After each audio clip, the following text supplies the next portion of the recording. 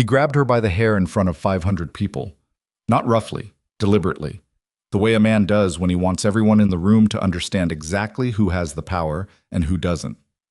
Darius Veyron wrapped his fist around Elara's long black braid, the hair she had grown for 18 years, the hair their daughter used to stroke when she was small and frightened, and he held it out toward Celeste Rourke like he was offering a gift. Celeste smiled and opened the scissors. The first cut was slow. Darius made sure of it, and when the braid fell, hitting the marble floor of the Black Crest Grand Ballroom with a sound that somehow carried over 500 held breaths, Elara Vale did not cry. She did not scream. She did not reach for what was gone. She bent down, gathered every strand from the floor, and looked her husband directly in the eyes. Then she walked out of the building and never came back. If you have ever loved someone who made you feel like nothing, stay with me, because this story belongs to you. If this is your first time here, hit that subscribe button and turn on notifications, because the stories we tell on this channel are the ones they never want women like Elara to tell out loud. Like this video and drop your city and country in the comments below. I want to see exactly how far Elara's story has traveled. Now, let's go back to the night everything began to fall apart. The Black Crest Ball was held every year on the third Saturday of November, and every year, Elara Veyron spent 6 weeks making sure it ran without a visible seam. She handled the catering contracts, the security rotation, the seating architecture that kept enemies 3 tables apart, and allies within easy conversation distance. She approved the floral arrangements and quietly rejected the ones Darius's office sent over without consulting her. White calla lilies every year, which she replaced with deep burgundy dahlias because she had learned long ago that powerful men didn't actually notice details. They only noticed when the details stopped working. This year, she had done everything she always did. She had also, 2 months earlier, finished the final transfer of documents to a law firm in Geneva that she had been funding quietly since the year their daughter turned 4. But nobody at the Black Crest Ball knew that yet. Elara arrived at the venue at 4 in the afternoon, 3 hours before guests, in a dark green gown she had chosen specifically because Darius had once told her she looked severe in dark colors. She wore her hair down, all of it, the full length of it, the black that had gone silver at one temple and which she had refused to dye, despite the stylist Darius kept trying to send to the house. It reached the middle of her back. It had been that length since before she married him, and she had kept it because it was the one physical thing she had maintained entirely for herself, through everything. She did not know, at 4 o'clock, that it would be gone by 10. Darius arrived at 7:15 with Celeste Rourke on his arm. That, in itself, was not new. Elara had known about Celeste for 2 years. She had known about the woman before Celeste for 4 years before that. She had stopped experiencing the arrivals as pain somewhere around year 9 of the marriage, which was about the same time she had started keeping her own records. What was different about this particular arrival was the way Darius walked in. He was not discreet. He had never been entirely discreet, but there had always been a public performance of propriety. Celeste seated at a secondary table. Darius maintaining proximity to Elara for photographs.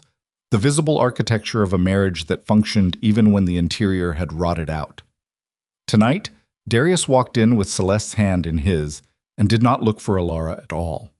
Elara was standing near the east wall speaking with Harlan Voss, who ran the Port Authority contracts that connected 3 of Darius's most profitable distribution channels. Harlan was 62 and deeply old-fashioned, which meant he conducted every business relationship through personal trust, and the person he personally trusted in the Veyron household was Elara. He had told Darius this once, directly, and Darius had laughed and said, "She keeps the calendar straight." Harlan had not laughed. Now Harlan noticed Darius enter with Celeste and glanced at Elara carefully. Elara smiled. "The dahlias turned out well, don't you think?" Harlan looked at the flowers and then back at her with an expression that she recognized, something between respect and unease. "You're remarkably composed, Mrs. Veyron." "I've had practice," she said. The evening ran the way these evenings always ran. Dinner in 3 courses. Wine selected by a sommelier Elara had hired 4 years ago after the previous one had shown up drunk to the Aldrich Summit dinner. Speeches from 2 of Darius's lieutenants, both of which were too long and which Elara had tried to edit down in advance without success. Dancing, beginning at 9. which was when the business conversations moved from formal to informal, and when the real agreements got made, not at the tables, but at the edges of the room, between men who had eaten together and drunk together and now felt relaxed enough to commit. Elara moved through those edges with the ease of someone who had been doing it for 16 years. She knew what to say and when to say nothing. She knew which men needed flattery and which needed to feel challenged, and which simply needed someone to remember their wife's name and the name of their youngest child. She had a memory that bordered on architectural, not photographic, but structural, the way a building's load-bearing walls hold everything else without being visible themselves. She was in the middle of a conversation with a man named Renaud Solberg, whose family controlled 3 shipping licenses that Darius had been trying to formalize for 8 months without success, and who had thawed considerably when Elara had remembered, 4 minutes into the conversation, that his mother had recently passed and had asked about it with genuine attention when she heard the microphone click on. She turned. Darius was at the center of the room, holding a glass of scotch, and smiling the smile he used when he was about to do something theatrical. "I want to make a toast," he said, loud enough that the band stopped, "to the woman who has made herself indispensable to this family." Elara did not move. Around her, people turned to look at her, because it was natural to look at the wife. And then, very quickly, the attention shifted, because Darius was extending his free hand not toward Elara, but toward Celeste, who was moving through the crowd with a smile that had clearly been planned. The room understood what was happening before Elara reached the center of it. She saw it on Harlan Voss's face. She saw it on Renaud Solberg's.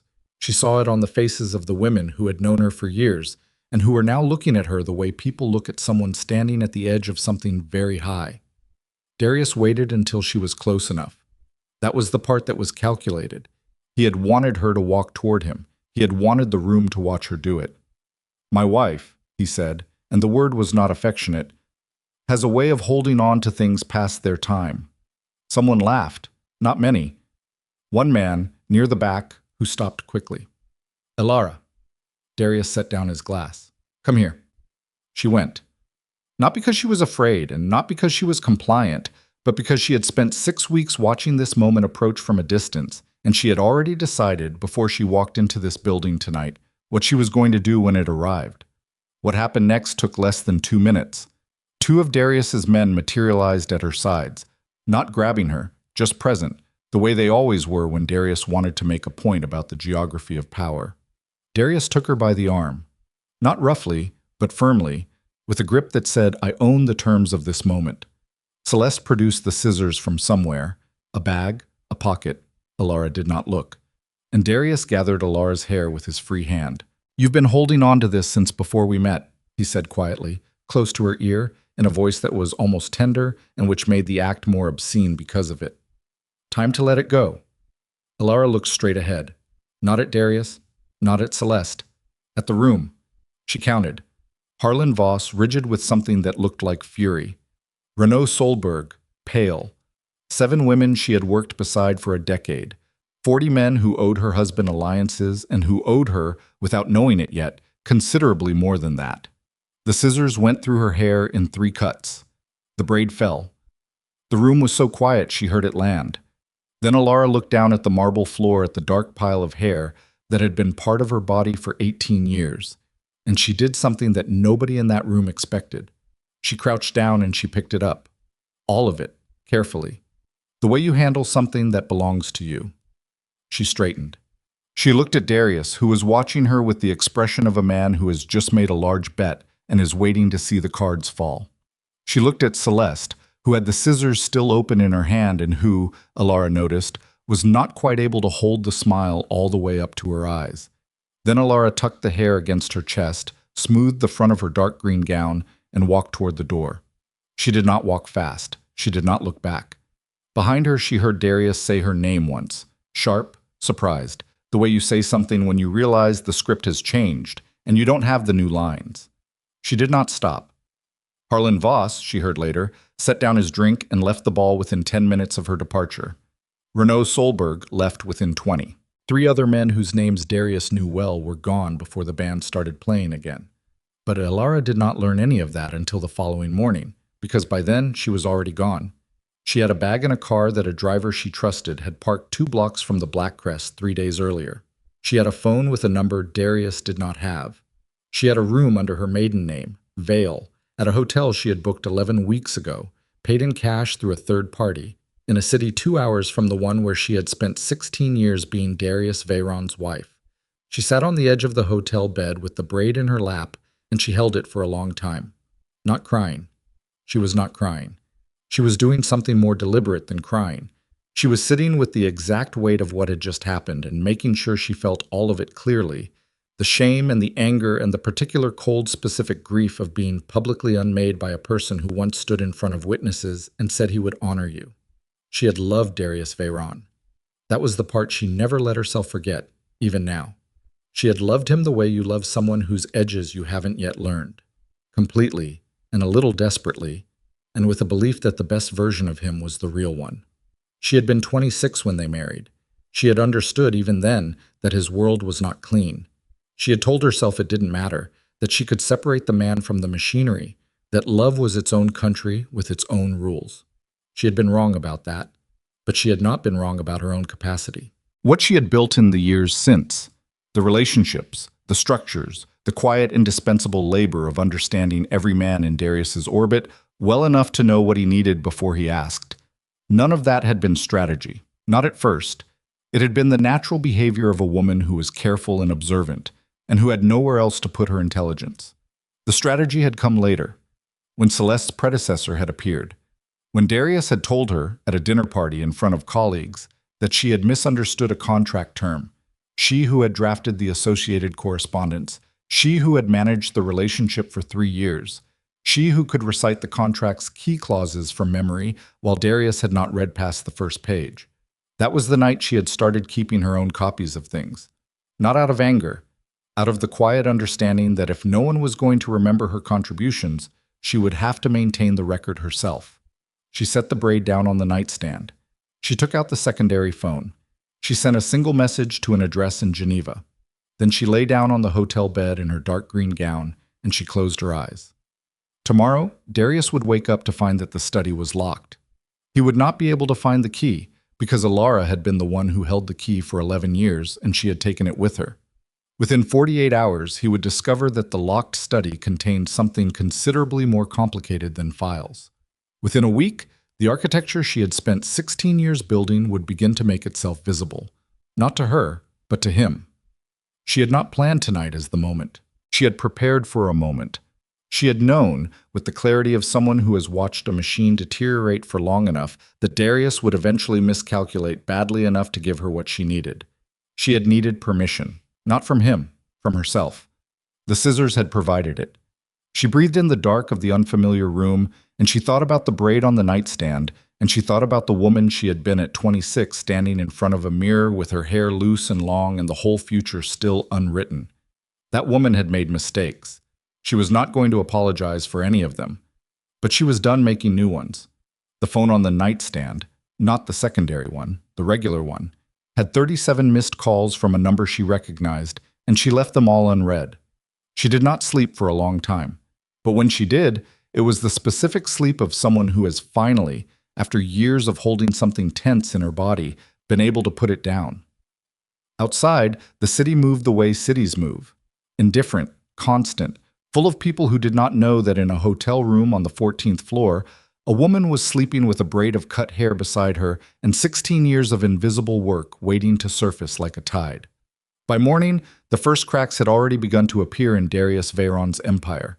He just didn't know yet that the cracks had her name on them. Darius Veyron did not sleep.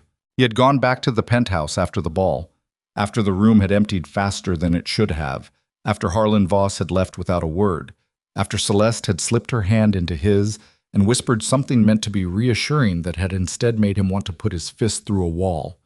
And he had sat in the main room with a glass of scotch and waited for Elara to come home. She didn't come home. By 2 in the morning, he had called her 11 times. By 4, 23. The phone rang and went to voicemail, and her voice on the recording was calm and professional and gave nothing, the way Elara's voice always gave nothing when she had decided not to give anything. He sent Marcus, his head of security, a man who had worked for him for 9 years, and who knew better than to ask unnecessary questions, to check the building's parking structure. Elara's car was there. Her regular driver had logged off at 6 in the evening and had not been called back, which meant she had arranged something else, which meant she had planned this. Darius turned that thought over in his mind and didn't like the shape of it. At 5:30 in the morning, when the light outside was still the gray of things not yet decided, he went to her study. The door was locked. He had a key to every room in this penthouse. He had made a point of it, not because he was suspicious. He would have told anyone who asked, but because it was his building, purchased with his money, and a man should have access to his own home. He found the correct key on his ring, inserted it into the lock, and the lock did not turn. He tried it again. He stood in the hallway outside Elara's study at 5:30 in the morning with a key that no longer fit. And he felt, for the first time in a long time, something he did not immediately have a name for. It took him a moment to identify it as the specific cold weight of having made a mistake whose full dimensions you cannot yet see. He called Marcus back. "Get someone to open the study, not a locksmith from the building list, someone from outside. Now." "What do you think?" The locksmith arrived at 7. It took him 4 minutes to open the door, and he was professional enough not to look curious about why a man needed a locksmith to open a room in his own home at 7 in the morning. Darius walked into Elara's study and stood in the middle of it. The room was neat. Elara kept everything neat. That was one of her qualities, the capacity for order that had always made him mildly contemptuous, and which he now, standing in the precise stillness of her organized space, found deeply unsettling. The desk was clear except for a single pen placed parallel to the desk's edge.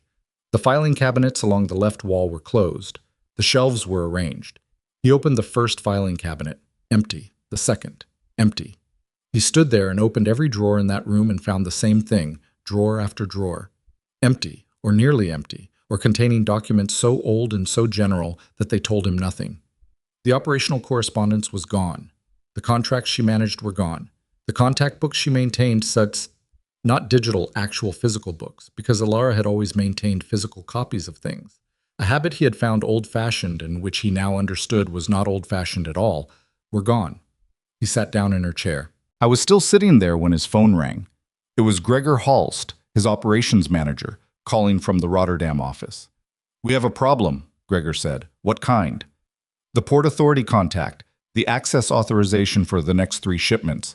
It's not going through. The system is showing the authorization request as pending Elara's signature." Darius said nothing for a moment. "Route it through my office." "I tried that.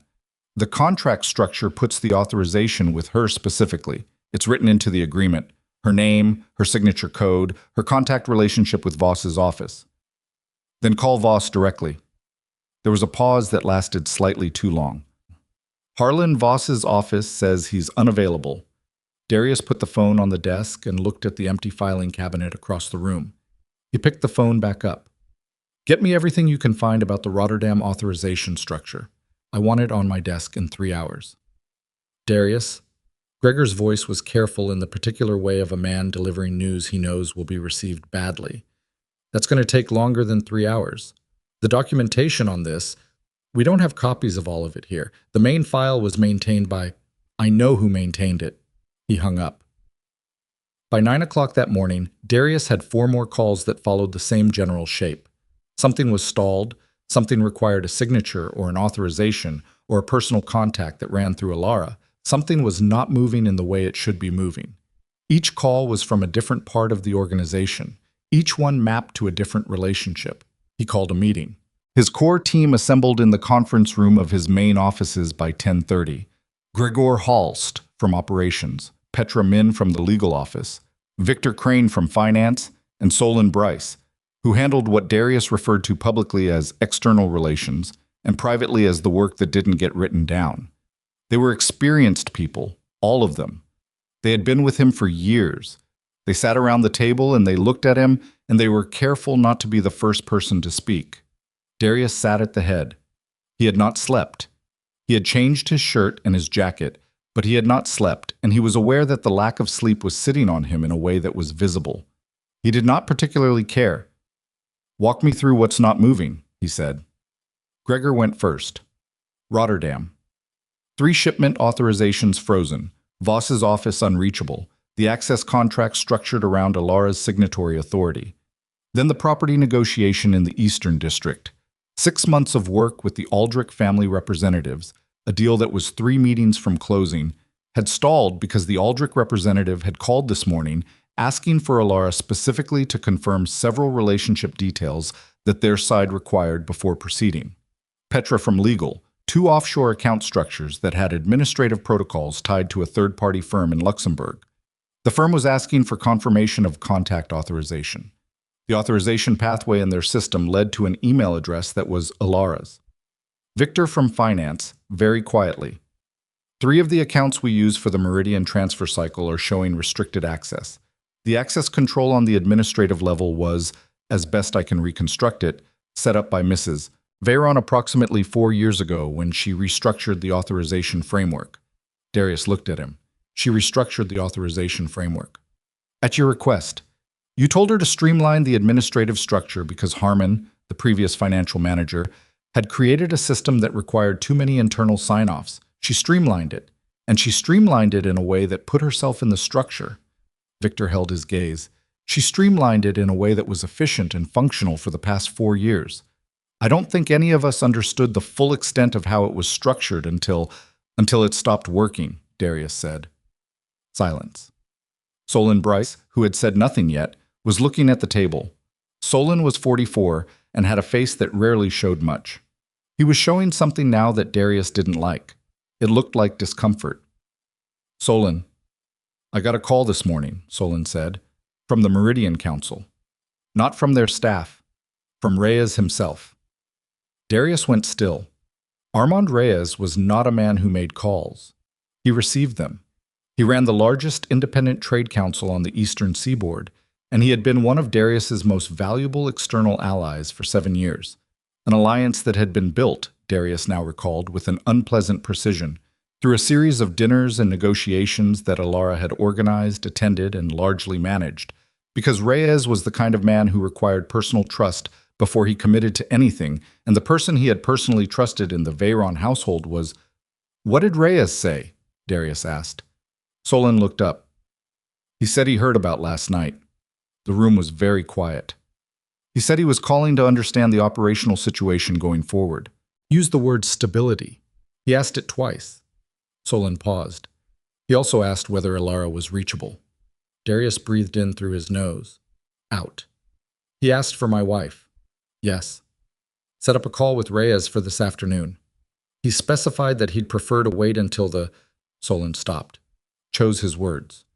He said he'd like to wait until the situation was clearer before committing to any further conversations. Darius looked at each of the people at the table. They were professional enough to hold his gaze, most of them.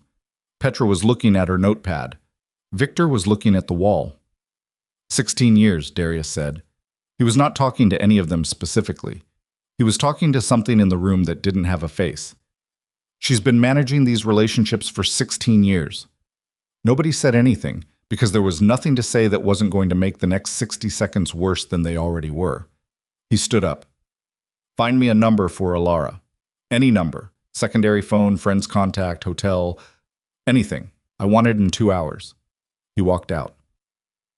In the hallway outside the conference room, he passed Celeste. She had come to the office. He had not asked her to. She had come on her own, which was itself a thing he was going to have to address later. And she was standing near the assistant's desk in a cream-colored jacket with her dark hair pulled back, and she looked at him with an expression that was trying to be supportive and landing somewhere closer to watchful. How bad is it? She said. Not now. Darius? I said not now, Celeste. She took a small breath. I was thinking that maybe I could help. I know some of the people in the— He stopped walking and turned and looked at her with an attention that was not warm. You don't know any of the people. That's the problem. She held her ground. Celeste Rourke was not a timid woman. He had never been attracted to timid women. But she was a woman who understood power through proximity to it, which was a different understanding than knowing how it actually worked. She was 34 and beautiful and skilled at reading rooms, and she had made the mistake last night of believing that the scissors made her relevant. I was trying to make a point, she said quietly. Last night, I thought I wanted to send a message to Elara. You did. No.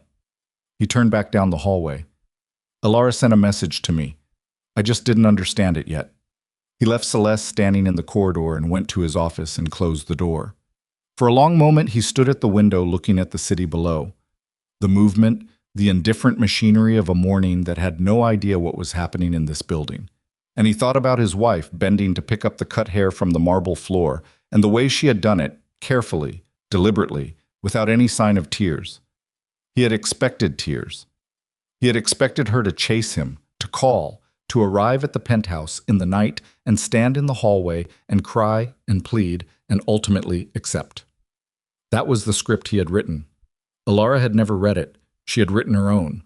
His direct line rang. He looked at the display. Harlan Voss. He picked it up on the second ring. Harlan. Darius. Voss's voice was the voice of a 62-year-old man who had made a great deal of money by being plain-spoken and was about to be plain-spoken now. I want to be straightforward with you because I think that's more respectful than dancing around it. Go ahead. What you did last night was your personal business, and I'm not interested in judging your marriage. But 3 of the men I have contractual relationships with through your organization called me this morning, asking whether the Veyron structure was stable. I had to tell them I didn't know. A pause. I don't like telling people I don't know. The structure is stable, Harlan. The Rotterdam authorization is sitting in a queue waiting for a signature from a woman who isn't in the building. We'll resolve the authorization issue today. Darius. The old man's voice was flat. Elara managed that relationship personally, not administratively, personally. She knew my deputy director's mother had cancer. She sent something when the woman passed. She remembered his daughter's name when she saw him at the Aldrich dinner. A beat. You can't transfer that with a signature code. Darius said nothing. I'm not calling to threaten you, Voss said. I'm calling because I've done business with your family for 9 years and I have a right to understand what I'm working with. So I'm asking you plainly, where is Elara and is she coming back? The question hung in the office like smoke. Darius turned from the window. His reflection in the glass was gaunt, unfamiliar, like a version of himself he hadn't approved. I don't have an answer to that yet. Harlan Voss was quiet for a moment. Then, when you do, call me. The line went dead. Darius set the phone on the desk and sat down. He thought about Elara at 26, the first time he'd seen her. Not at a social event, but at a contract negotiation he'd been called to, where she had been there as a junior liaison for the opposing firm. The only woman in the room, the quietest person in the room, and she had asked one question in 3 hours of negotiation, and the question had been so precise and so structurally damaging to his position that his own lawyer had told him afterward, I don't know who she is, but don't make her your enemy. He had made her his wife instead. He had thought for years that this was the same thing, that bringing her inside meant her intelligence worked for him, that the structure of a marriage was sufficient to align her interests with his. He had never asked whether she had interests of her own. At 1 in the afternoon, Marcus came in with a piece of paper and set it on Darius's desk. On it was a phone number, a secondary number, registered to a name Darius didn't recognize, which was either a third party or a false identity. Darius called it. It rang 4 times. Then Elara picked up. Her voice was the same. That was the first thing. How exactly the same it was, calm and clear and giving nothing away, as though she had spent a morning at a hotel and not 16 years being systematically diminished. I wondered when you'd find a number, she said. Where are you? Somewhere quiet. Elara. He stopped. The word he wanted to say first was sorry, and he was almost certain it was not true yet, and she would know that, and it would make everything worse. We need to talk about the operational situation. I know about the operational situation. Then you know that that things are stalled and that the authorizations… Darius! Her voice was not unkind. That was almost worse. I'm not going to fix this for you over the phone. I'm not asking you to fix it. I'm asking you to… To what? A pause. Not hostile, patient. The way Elara was patient when she had already thought 3 steps further than you had. To tell you the passwords, give you the contact list, walk Gregor through the Luxembourg structure? Another pause. I spent 16 years building those relationships. They're not transferable in a phone call. He pressed his thumb into his palm, hard enough to feel it. Then what do you want? I want you to understand what you did. Elara, not to me, she said. You can process what you did to me on your own time. I mean what you did to the organization, what you did to 16 years of relationship infrastructure by making a spectacle in that ballroom. The calmness in her voice was not serenity. It was precision. You let Celeste Rourke cut my hair in front of Harlan Voss and Renaud Solberg and Armand Reyes's deputy and 30 other men whose continued cooperation depends on their personal trust in the Veyron household. You destroyed the thing you needed most in the room you couldn't afford to lose it in. He didn't say anything. I didn't engineer this, Darius. You did. I'm just the one who had somewhere to go. And where is that exactly? His voice had gone hard. Not angry, something under anger. Because I want to know exactly what you've built and where it is and how it's structured. I know you do. Elara, I'll talk to you when you're ready to have a real conversation. Not about the accounts and not about the Rotterdam authorization. A real conversation. She let that land. When you're ready for that, call this number. The line went dead. He sat with the phone in his hand for a moment, and then he set it down very carefully on the desk, the way you set something down when what you actually want to do is put it through the window. The next 3 days were the worst he could remember in 10 years. The Rotterdam situation did not resolve. Harlan Voss's office remained unreachable, not hostile, simply not returning calls, which was a kind of message that required no words. The property deal with the Aldrich family stalled formally when the representative sent a written note saying they would need to defer pending clarification of the Veyron operational structure, a phrase that Petra in the legal office read back to him twice, as though she wanted to make sure he heard it properly. The offshore accounts came back partially. Victor's team worked around one of the authorization blocks, but 3 remained inaccessible, and the Luxembourg firm sent a formal notice requesting written verification of current signatory authority, which nobody in the building could currently provide. On the second day, Celeste came to his apartment. He let her in because he was tired enough to want the distraction and cold enough not to want the conversation she was going to want to have, and the gap between those two needs made him poor company from the first 30 seconds. She sat across from him in the main room, and she looked at him with the particular expression of a woman who has recently won a territory and is now watching the territory turn out to be less valuable than advertised. "You haven't been sleeping," she said. "No. Is there anything I can do?" He looked at her. Celeste was beautiful in the way of someone who has worked at it. Not dishonestly, not falsely, but with the specific effort of a person who understood that their appearance was a professional asset and had treated it accordingly. She was smart. She was perceptive. She was 34 years old, and she had been in his life for 2 years, and in those 2 years she had not once been in the same room with Harlan Voss or Renaud Solberg or Armand Reyes and understood what she was watching.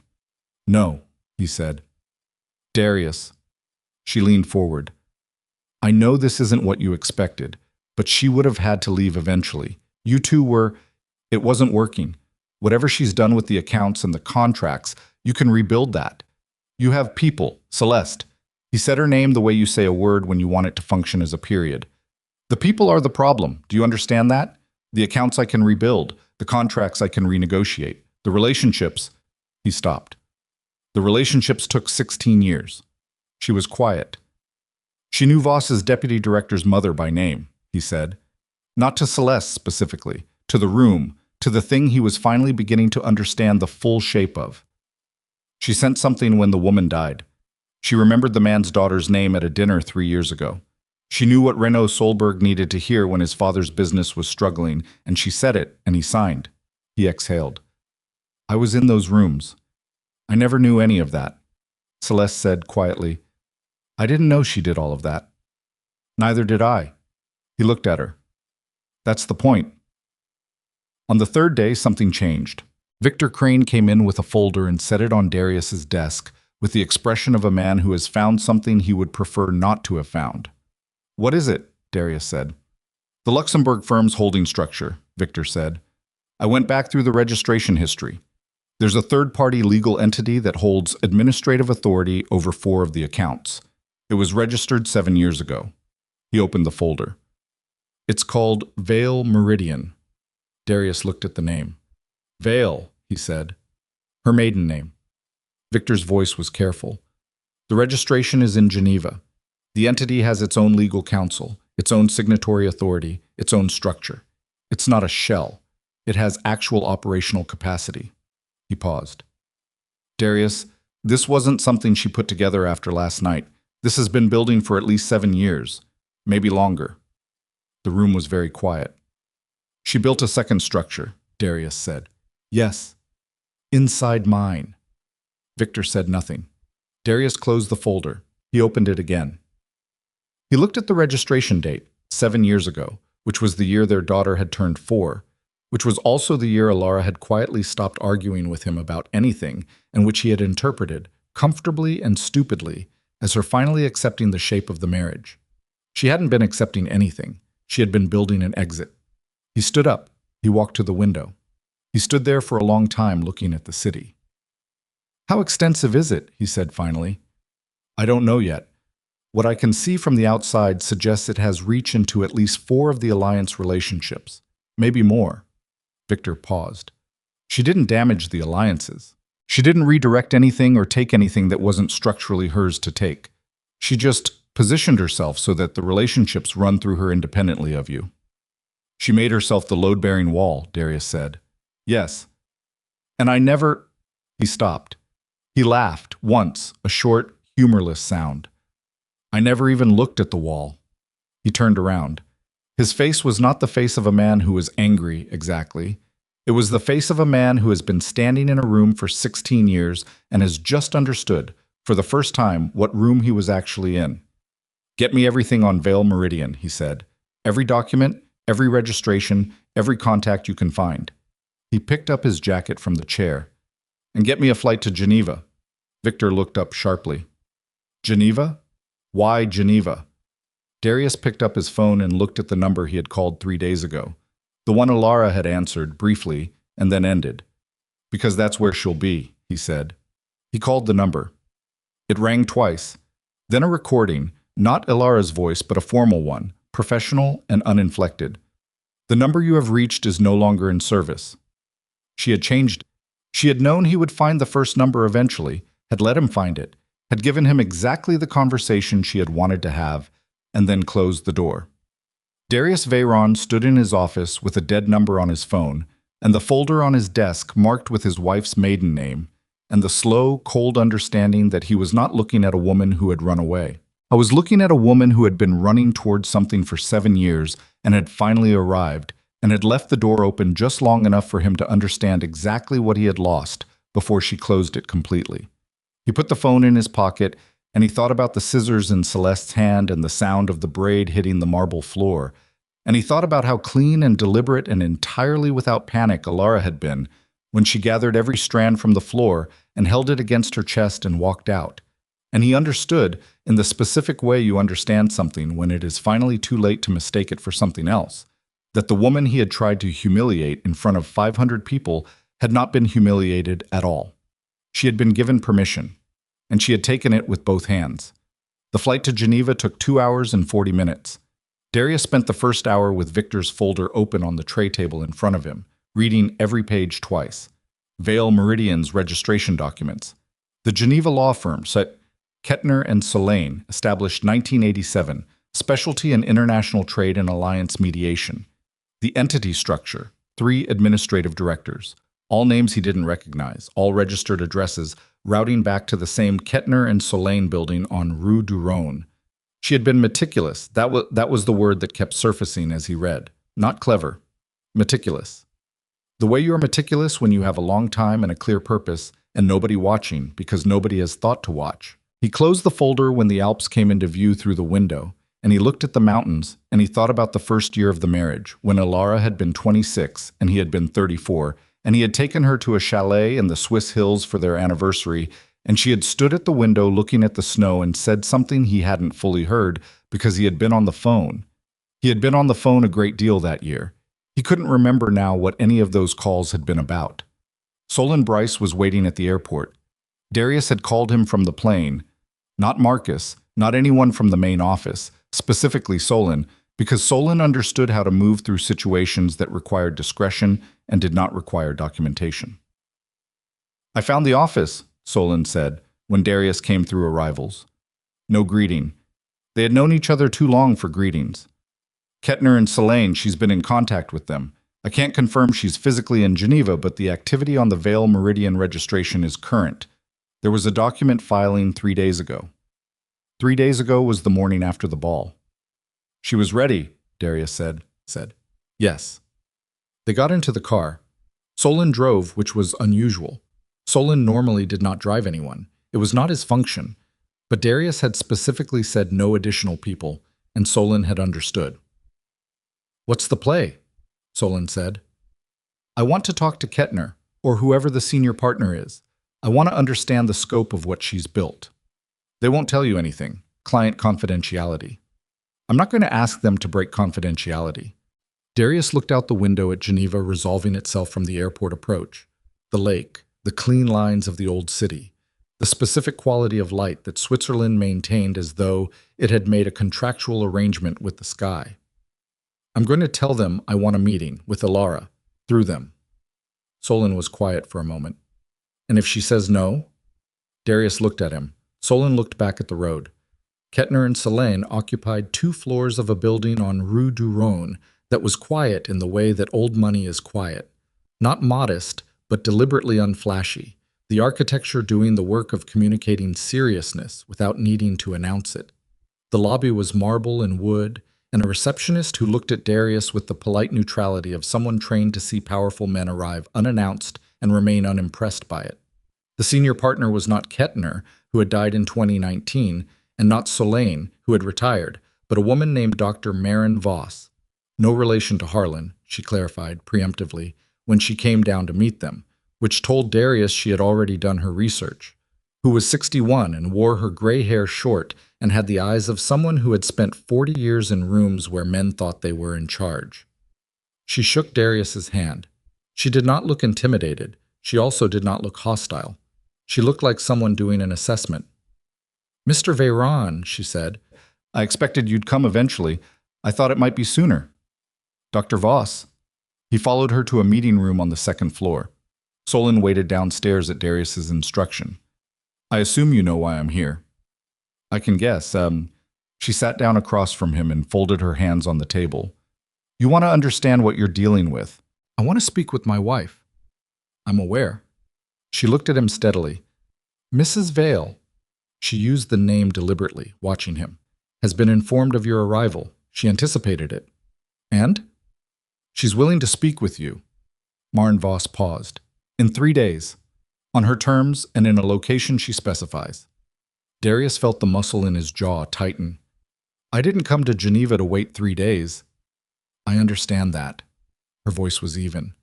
The 3 days isn't a negotiating position. She has business she needs to complete before sitting down with you, and she's not going to rush that business to accommodate your schedule. A pause. She said to tell you that if you try to find her before then, she will move the timeline back by a week and contact Reyes directly. Darius looked at the woman across from him. Armand Reyes. If Elara went to Reyes directly, if she presented herself in Vale Meridian to Reyes's counsel before Darius had a chance to speak to Reyes himself, to frame the situation, to manage the narrative, the alliance structure wouldn't just stall, it would actively transfer. Reyes would work with whoever demonstrated stability, and right now stability had his wife's name on it. 3 days, Darius said. 3 days. In the meantime, my office will serve as the point of contact. Maren Voss stood, which was a signal the meeting was ending. She also asked me to give you something. She slid a sealed envelope across the table. Darius picked it up. His name on the front, in Elara's handwriting. The handwriting he had seen on thousands of documents and notes and correspondence over 16 years. The handwriting he had stopped actually looking at years ago because it had become as invisible as wallpaper. He opened it. Inside was a single sheet of paper. On it, in Elara's hand, 3 rows of numbers that he recognized after a moment as account identifiers. The 3 remaining inaccessible accounts. Below them, a note in the same calm handwriting. These are released, not as a negotiation, because the people downstream of these accounts didn't do anything wrong, and they shouldn't be the ones who pay for this. E. He sat with the paper for a moment. Then he folded it, put it in his jacket, and stood up. 3 days, he said again. Maren Voss nodded once. We'll be in touch with the location. He walked out. In the car, Solon said nothing for 4 blocks. Then, how bad? She released the 3 accounts. Solon absorbed this. That's unilateral. Yes. Darius looked out the window. She didn't use them as leverage. She let them go because she didn't want collateral damage. He stopped. That's not a woman who's panicking. No, Solon said. That's not. Darius pressed his hand flat against the car door and felt the cold of the window through the glass. Find me somewhere to stay. Not a hotel. Something private. I know a place. And Solon. He turned. Nobody from the main office knows I'm here. Not Gregor, not Victor, not Petra. Nobody. Solon glanced at him. Celeste? Especially not Celeste. He said it without heat. Not anger. Something cleaner than anger. Something that had been clarifying in him since the morning he found the empty filing cabinets, the specific cold understanding that he had been catastrophically wrong about the architecture of his own life, and that wrongness had a cost he was still calculating. On the first day of waiting, he read through everything Solon could pull together on Vale Meridian's public registration and legal structure. It was not much. Elara had built it to be opaque from the outside, but the shape of it was visible if you knew what you were looking at, and Darius had spent 30 years knowing what he was looking at. She had positioned Vale Meridian as a mediation entity, not a competing organization, not an extraction vehicle, a structure designed to hold alliance relationships and stability, to be the thing that guaranteed the agreements functioned regardless of what happened to either of the principals. It was elegant. He sat with that word for a while. Elegant. Not as a compliment, though it was one, as a recognition. The same quality that had made her dangerous in that negotiation room when she was 26, the same capacity for structural thinking that he had spent 16 years praising in the abstract and ignoring in the specific, had produced something that he could not easily attack or dismantle without destroying the very relationships he needed it to leave intact. She had built a cage that looked like a library. On the second day, the thing he had not anticipated happened. Solon came in at 11 in the morning with a look Darius had not seen on him in years. Solon was not a man who rattled. He had been in rooms and situations that would have destroyed more ordinary people, and he had always come through them with the steady demeanor of someone who had decided a long time ago not to be surprised by anything. He was rattled now. What? Darius said. Solon closed the door behind him. He didn't sit down. I got a call from Marcus an hour ago. He paused. Marcus got a visit this morning from 2 men he didn't recognize. They left a package. What kind of package? Documents. Solon set a folder on the table. Photographs, correspondence, financial records, going back 6 years. He stood back from the folder. Darius, someone has been running surveillance on the organization. Long-term, systematic surveillance. And they've been building a file. Darius opened the folder. The photographs were clear. His own offices, his own car. Several locations he used for meetings that he had believed to be unknown to anyone outside his core circle. The correspondence was worse. Excerpts from internal communications, some of which should have been encrypted, some of which he recognized as things that had been said in rooms with no one else present. He turned to a page of financial records and his stomach dropped. The record showed a payment structure that he recognized. It was the structure he had used 7 years ago to handle a situation involving a shipping official named Coral Mant, who had been applying pressure to one of his Rotterdam operations. The situation had been resolved quickly and quietly, and Darius had been told by the person who handled it, that there was no paper trail. There was a paper trail. It was here, in a folder left by 2 unknown men at his head of security's office in a city Darius had left 3 days ago. Who sent this? Darius said. His voice was flat. There's a note, Solon said. He found it at the back of the folder, typed. No signature. 7 words. We know where she is too. Call off. Darius read it twice. Call off. Meaning, someone believed Darius was moving against Elara, which he wasn't or hadn't been in any concrete way yet, and was telling him to stop. And the leverage being used to tell him to stop was a 6-year surveillance file that could end his operation, his freedom, and his life if it reached the right desk. Who has this kind of file, he said, not really asking Solon, asking the room. Someone who's been watching for a long time, Solon said. Someone with resources. Elara doesn't have this kind of resource. Not surveillance resources. She has legal structures and relationship networks. She doesn't have... He stopped. He looked at the documents again. The financial records specifically. The level of detail on the Coral Mant payment structure was not the level of detail that came from relationship networks or legal filings. This came from someone who had access to operational information. Someone inside or adjacent to inside. How many people knew about Mant? Darius said. Solon's face was careful. Operationally, 4. Who? Me. Marcus. Harmon, the financial manager before Victor. A pause. And the person who handled the direct negotiation with Mant. Darius looked at him. Rael, Solon said. The name landed like a stone dropped into still water. Cass Rael, 49 years old, had worked for Darius for 11 years, handled the external situations that Solon managed the logistics of, but couldn't always be present for.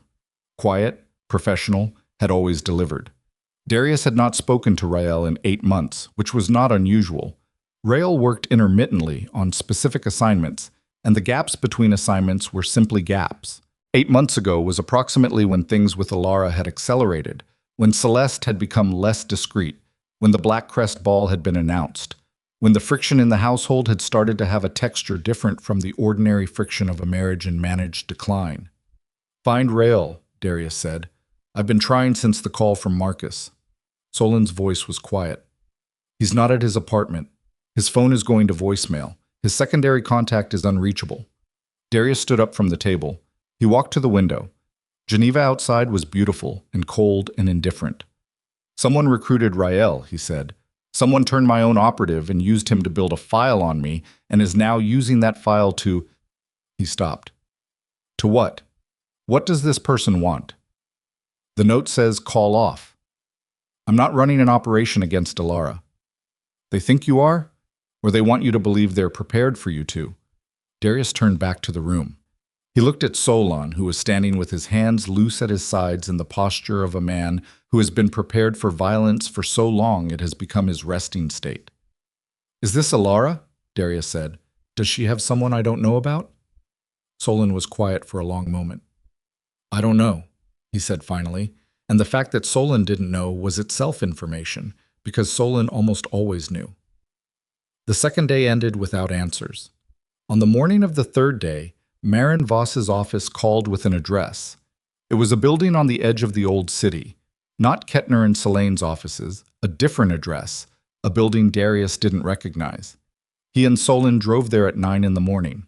The building was modern and plain-faced, and the lobby had a security desk where 2 men who did not work for Darius checked his identification with the specific, unhurried thoroughness of people who have been briefed carefully. Solon was asked to wait in the lobby. Darius went up alone. The room he was brought to was a conference room on the 6th floor. Large windows, long table, several chairs. It was not empty when he arrived. Elara was there, sitting at the far end of the table, in a charcoal gray suit he had never seen, her hair cut short now. Not the brutal short of the scissors at Blackcrest, but a deliberate short, the cut of a woman who has decided something about herself. And she looked at him when he walked in with the expression of someone who has had 3 days to complete a task and has completed it and is now ready for the next thing. She was not alone. On her left was Marin Voss. On her right was a man Darius recognized after a moment with a cold jolt of recognition. Armand Reyes. 68, barrel-chested, with the face of a man who had started with nothing and trusted no one and had been proven right to trust no one often enough that it had become his operating principle. Reyes had come to Geneva. Reyes, who did not travel for meetings, who received people, who made others come to him, was sitting in this room. Darius stood in the doorway for a moment longer than was comfortable. Then he walked in and sat down. Elara, he said. Darius, she said. The sound of his name in her mouth, the same voice, always the same voice, giving nothing away, was for a moment almost unbearable in a way he couldn't have explained to anyone. Reyes leaned forward. His hands on the table were large and very still. Mr. Veyron, he said, I've come because Elara asked me to, and because I respect what she's asked me to consider. But I want to be plain with you before anything else is said. He held Darius's gaze. Whatever happens in this room, the relationship my council has with the Veyron organization depends entirely on what I see here today, not on history, not on paper. He looked at Elara briefly. On what I see today. Darius looked at his wife. She had a folder in front of her. She opened it. She slid a single page across the table toward him. Not the length of the table, just enough that it was between them. He looked at the page. It was a council proposal. Formal, structured, with Kettner and Selene's letterhead and Marin Voss's signature at the bottom. The proposal outlined the formation of an independent alliance council, not under Darius's control, not under Elara's control, but under a neutral mediation structure administered through Vale Meridian. The relationships, the contracts, the access authorizations. All of it moved into a structure that served the alliances themselves rather than either spouse. Darius read it once. He read it again. If I sign this, he said, I lose operational control of the alliance network. You lost operational control of the alliance network the night you let someone cut my hair in front of Harlan Voss, Elara said. Her voice was not heated. It was the voice of a person stating a fact. He looked at her. Really looked. The way he had stopped doing somewhere around year 8. The way you stop looking at something when you've decided you already know what it is. She looked back. She did not look hurt. She did not look triumphant. She looked like a woman who has arrived somewhere she has been walking toward for a very long time and is simply here, present, standing in the place she intended to reach. There's something else you need to know, she said. She nodded to Marin Voss, who produced a second document and slid it across the table. Darius looked at it. It took him a moment to understand what he was reading. Then it took him another moment to understand the implications of what he was reading. It was a communication record between Cass Rail and a party whose identifying information had been redacted, except for one detail, a routing address that Darius recognized as belonging to the network used by the Darvane family, who ran the competing organization on the southern corridor and who had wanted access to the Rotterdam route for 4 years. Rail had not been recruited by Elara. Rail had been recruited by Darvane. The surveillance file, the photographs, the correspondence, the MANT payment records, had not been assembled to protect Elara. It had been assembled to destabilize Darius. The note, call off, had been crafted to make Darius believe someone was protecting Elara, to make him cautious, to slow him down while Darvane moved into the vacuum the Black Crest Ball had created. How did you get this? Darius said. Rael came to me, Elara said. He looked at her. 3 days ago, she said, the morning after I arrived in Geneva. He found my secondary contact and he came to me directly. He said he'd been recruited 8 months ago, that he'd been told the Veyron organization was collapsing and that he should secure his position. He said when he saw what Darvan actually intended to do with the file. She stopped briefly. He changed his mind. He came to you. He trusted me. She said it without emphasis. He didn't think you'd listen. He thought you'd have him killed. Darius sat with that. The room was very quiet. Reyes was watching him with the expression of a man who has seen enough in his life to know that the next 60 seconds will tell him what he needs to know about the man across the table. Darius rolled on domination, on being the person who controlled the variables, who set the terms, who decided who got to be trusted and who didn't. He had been wrong about the architecture of his own organization. He had been wrong about his wife. He had been wrong about Rael's loyalty and wrong about the direction of the threat. He had walked into this room expecting to negotiate from a position he did not actually have. He looked at Elara. He looked at the proposal. He looked at Armand Reyes, who was waiting, who had flown to Geneva because Elara had asked him to, and who was now watching Darius Veyron decide what kind of man he was going to be in the room where he had finally, completely, run out of room to be any other kind. Darius picked up the proposal. He read it again, all of it, every clause, every structural detail, the whole careful architecture of the thing his wife had built in the years when he had not been paying attention, and which was now the only structure standing between him and the Darvan family and the wreckage of everything he'd spent 30 years building. Then he set it down, and he looked at Elara Vale, not Veyron. He understood now that she had never really been Veyron, that she had always been Vale. She had just been courteous enough not to say so out loud. And he said the only true thing he had said to her in longer than he could honestly remember.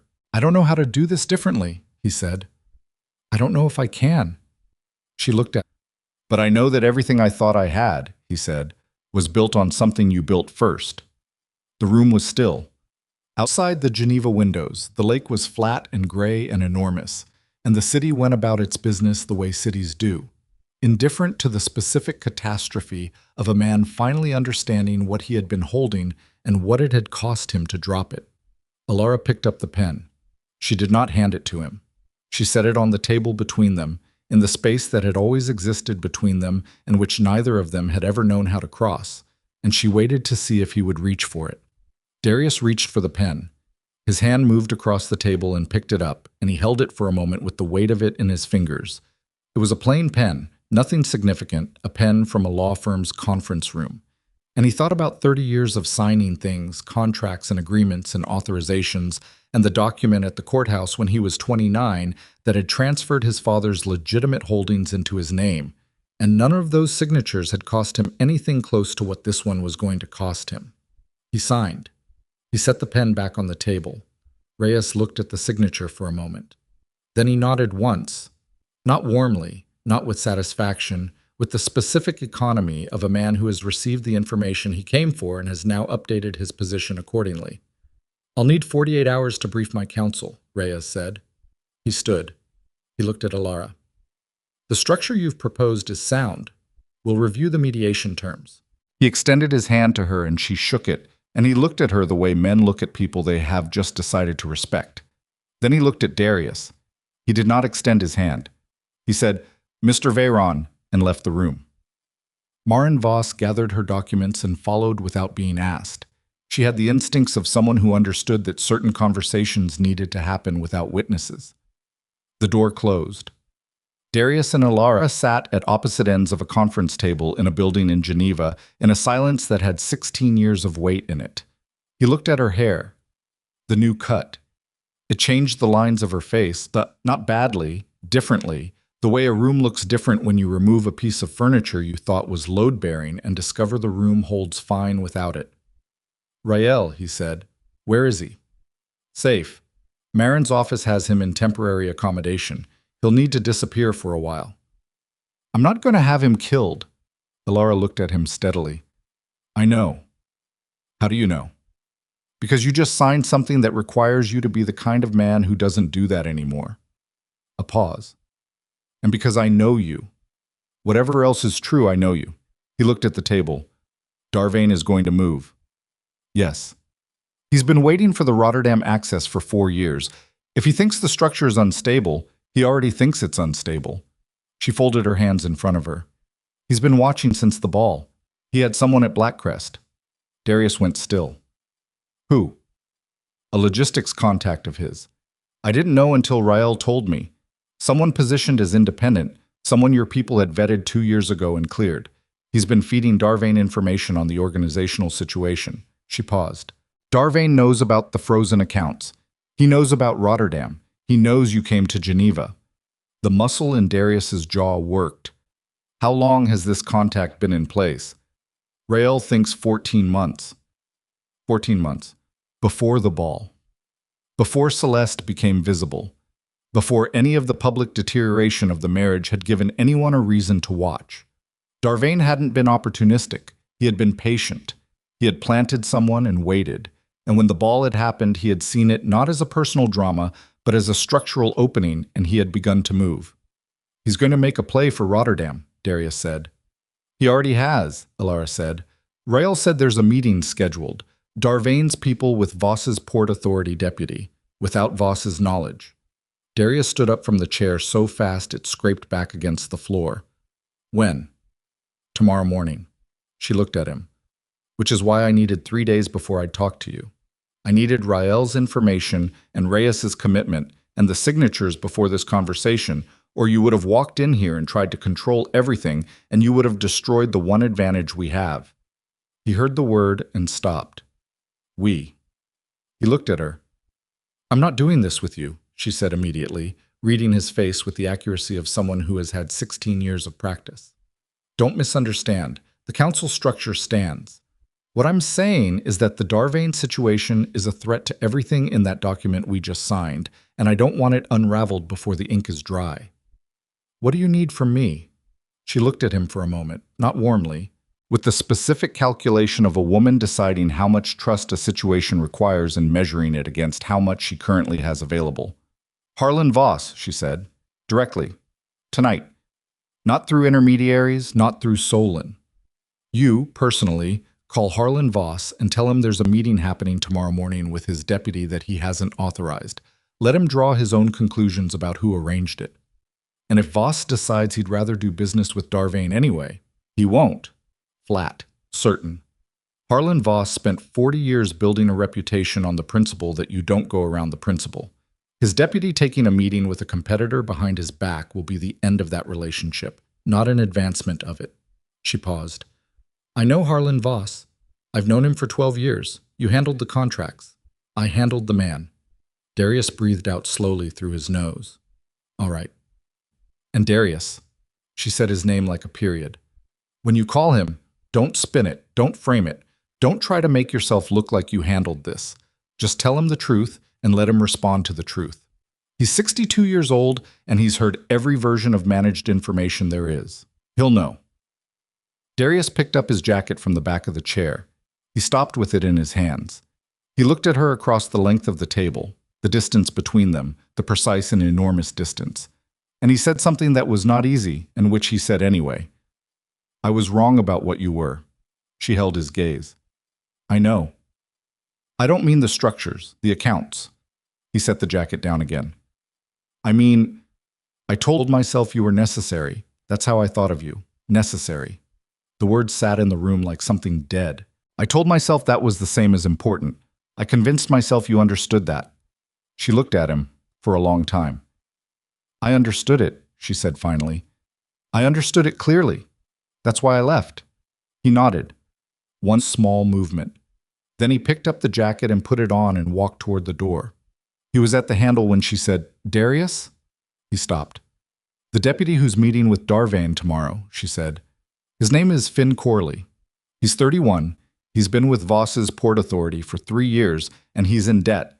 Personal, not professional, a private situation Harlan doesn't know about. That's how Darvane got to him. She paused. Don't destroy him. He's a young man who made a bad choice under financial pressure. Handle it with Harlan and let Harlan decide what happens to his own employee.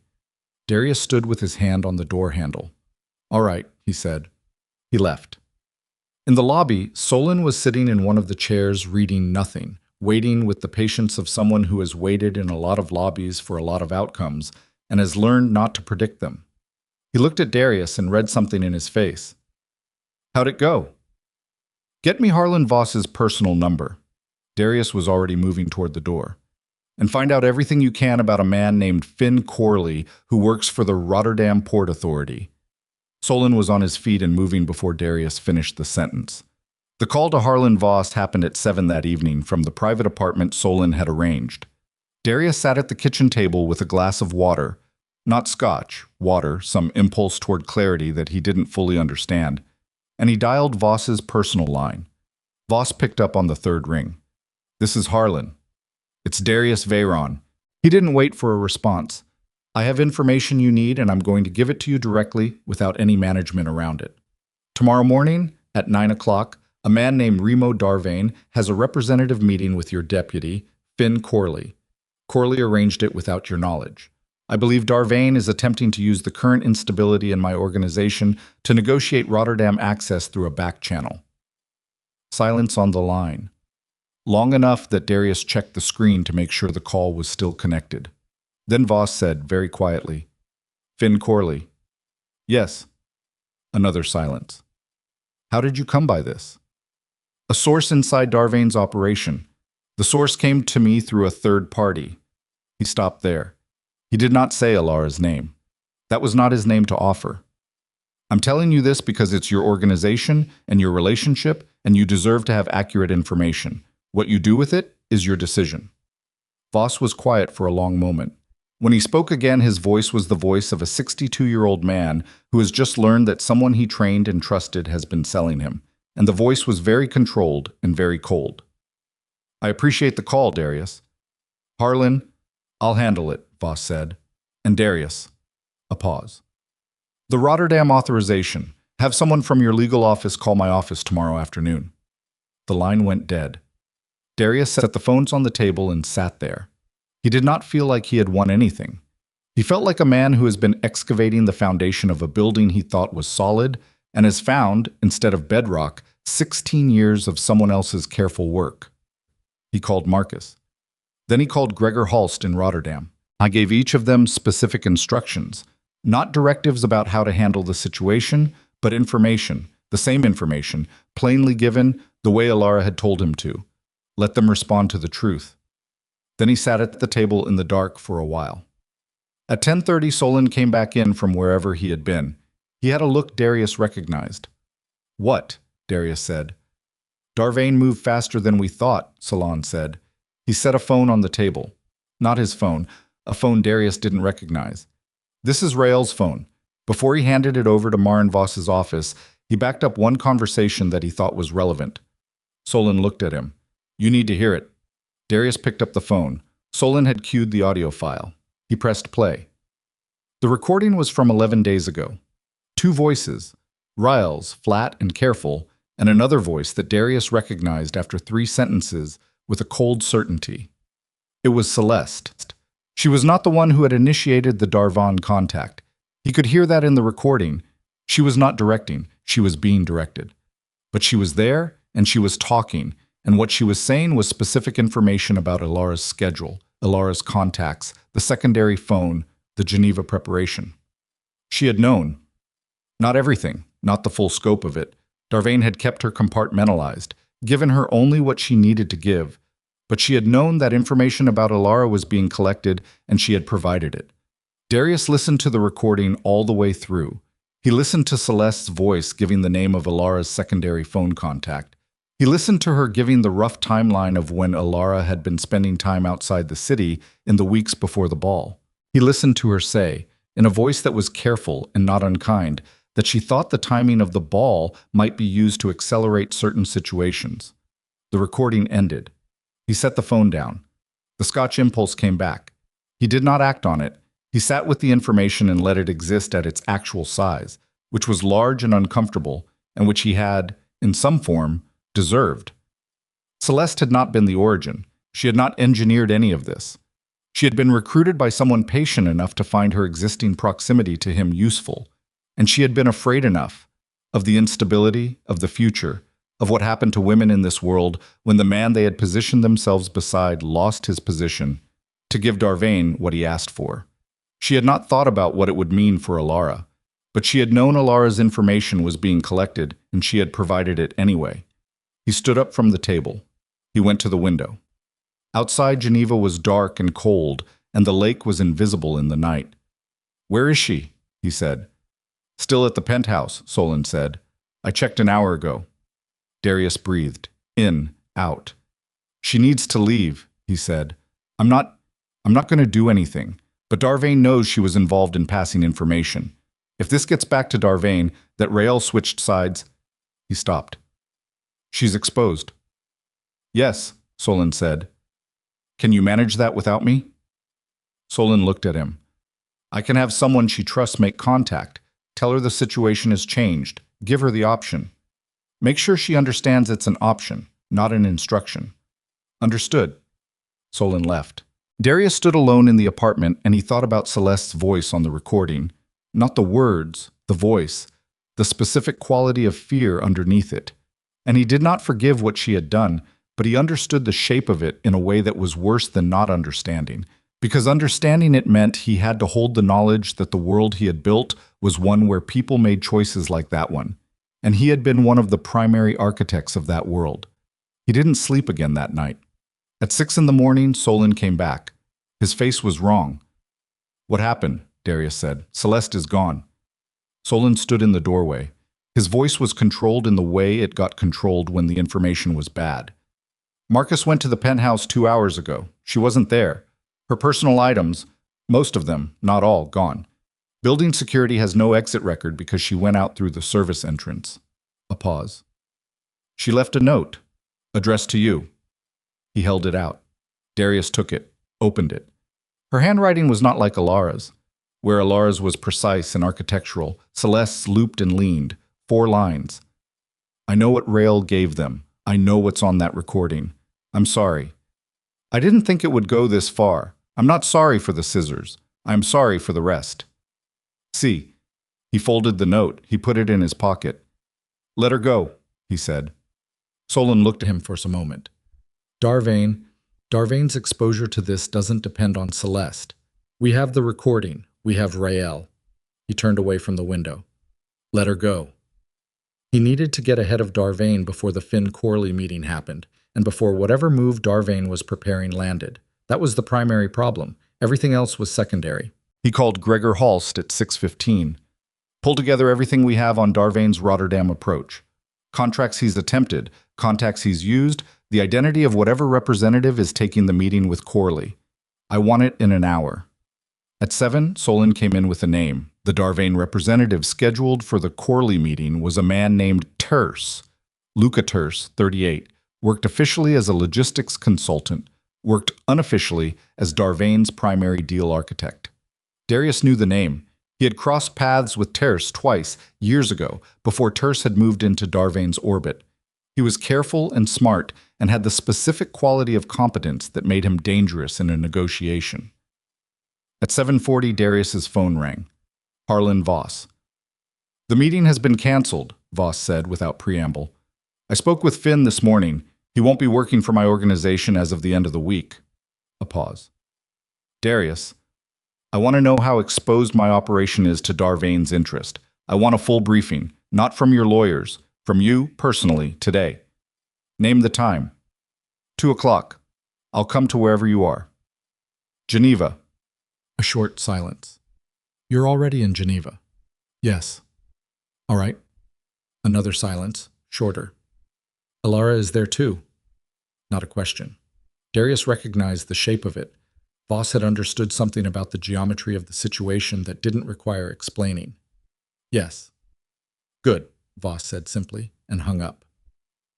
At 8:15, Darius received a message through Marin Voss's office, routed formally, the way things at Kettner and Salan were routed, through channels. It was from Elara. Not a personal message, a document. He opened it and read it again. It was a profile. Detailed, sourced, the kind of document that came from someone with precise information and a clear purpose. A profile of Remo Darvain's organizational structure. Not the public face of it, the internal architecture. Alliance relationships, debt structures. 3 agreements Darvain had made in the past 4 years that were in direct violation of separate commitments he had made to Reyes's council.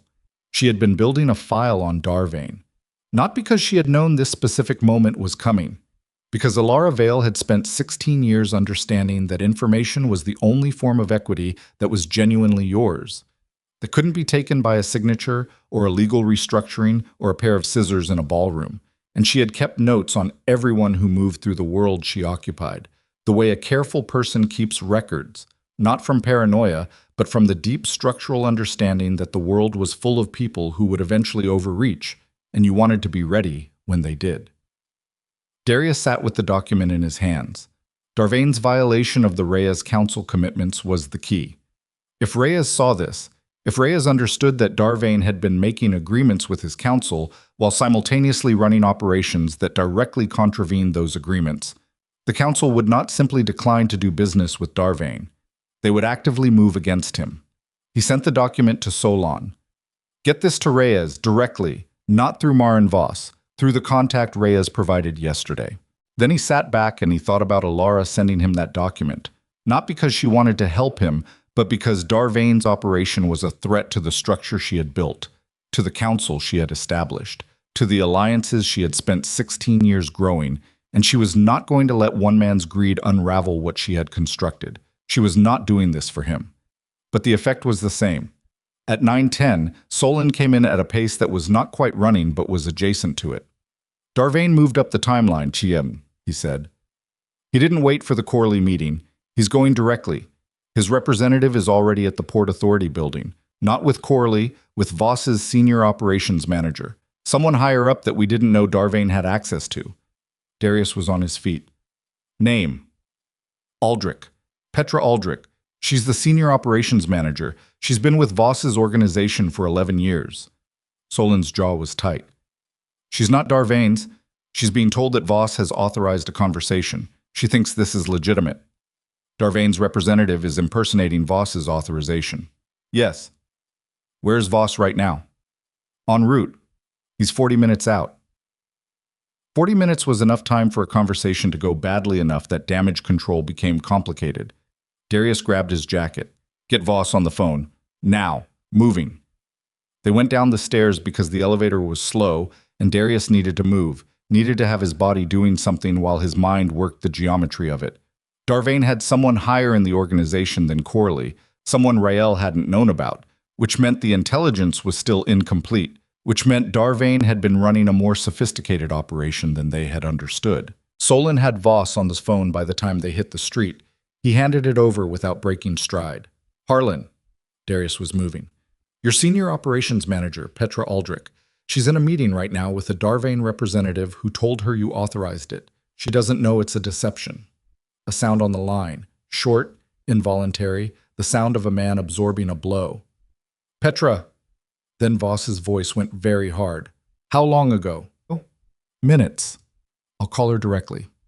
Do it now. And Harlan, she's not complicit. She was deceived. Make sure she knows you understand that before she feels like she needs to protect herself. A pause that lasted exactly 1 second. Then Voss said, yes, and the line went to his other call. Darius handed the phone back to Solon. They were on the street in the morning cold of Geneva, and he stood there with his breath coming out in short, controlled bursts of vapor, and he looked at the city, and he felt the situation as a physical thing. The weight of it, the speed of it, the number of variables still in motion. Solon was already working, on his own phone, talking in the short, clipped sentences he used when things were moving fast. At 9:20, Voss called back. The meeting has been stopped, Voss said. His voice was the voice of a man who is managing something very large and very cold in his chest. Petra is with me. A pause. Darius. The representative Darvain sent. He gave Petra documents, written materials that he said formalized a new access agreement. He had my letterhead. Darius went still. Forged documents with Voss's letterhead. He said it quietly. Yes. Voss's voice was clipped. I need you and whoever you need to bring to the Port Authority building, right now. I'm calling my lawyer and I want Maren Voss, your wife's lawyer, present as well. If Darvain is forging authorization documents with my name on them, this is no longer a business conversation. I'll be there in 15 minutes. He looked at Solon. Solon was already calling for the car. In the 12 minutes it took to get to the Port Authority building, Darius received 2 more messages. One from Gregor Halst confirming that the Rotterdam access freeze had formally been submitted to a competing arbitration by Darvain's legal entity, filed that morning, claiming priority access under a contract dispute that Darius had never heard of, and which almost certainly did not exist in any legitimate form. The other message was from a number he didn't recognize. A single line. He's in the building, 3rd floor. R. Rael. Rael was in the Port Authority building, which meant Darvain had not just sent a representative, Darvain had come himself, or sent someone senior enough that Rael, who had worked inside Darvain's operation, recognized the severity of it. The car stopped. Darius and Solon got out. The Port Authority building was a 6-story structure on the waterfront, the Geneva Waterfront Office, the administrative hub for the Eastern Corridor operations that connected to Rotterdam. It was a professional building, clean and institutional, the kind of place where the violence, when it happened in documents and signatures rather than anything physical, usually. Darius walked through the lobby. Voss was already there, 62 years old and rigid with something that was not quite anger, was more structural than anger, the specific controlled fury of a man whose professional reputation has just been used as a weapon against him. Beside Voss was Maren Voss. She had made it faster than Darius had expected, which told him Elara had already called her, which told him Elara had anticipated this movement too.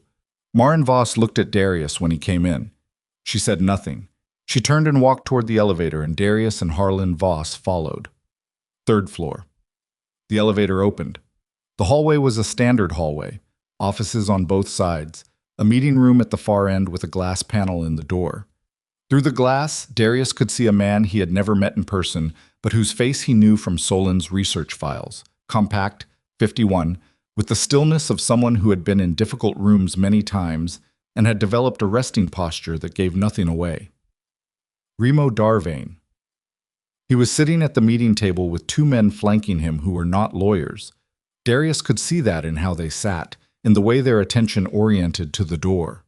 Across from him, a woman who was presumably Petra Aldrich, late 40s, very pale, with the expression of someone who has realized in the last 20 minutes that they have been used. Darius stopped at the glass. He looked at Darvane, who had not yet looked up. Then Darvane looked up.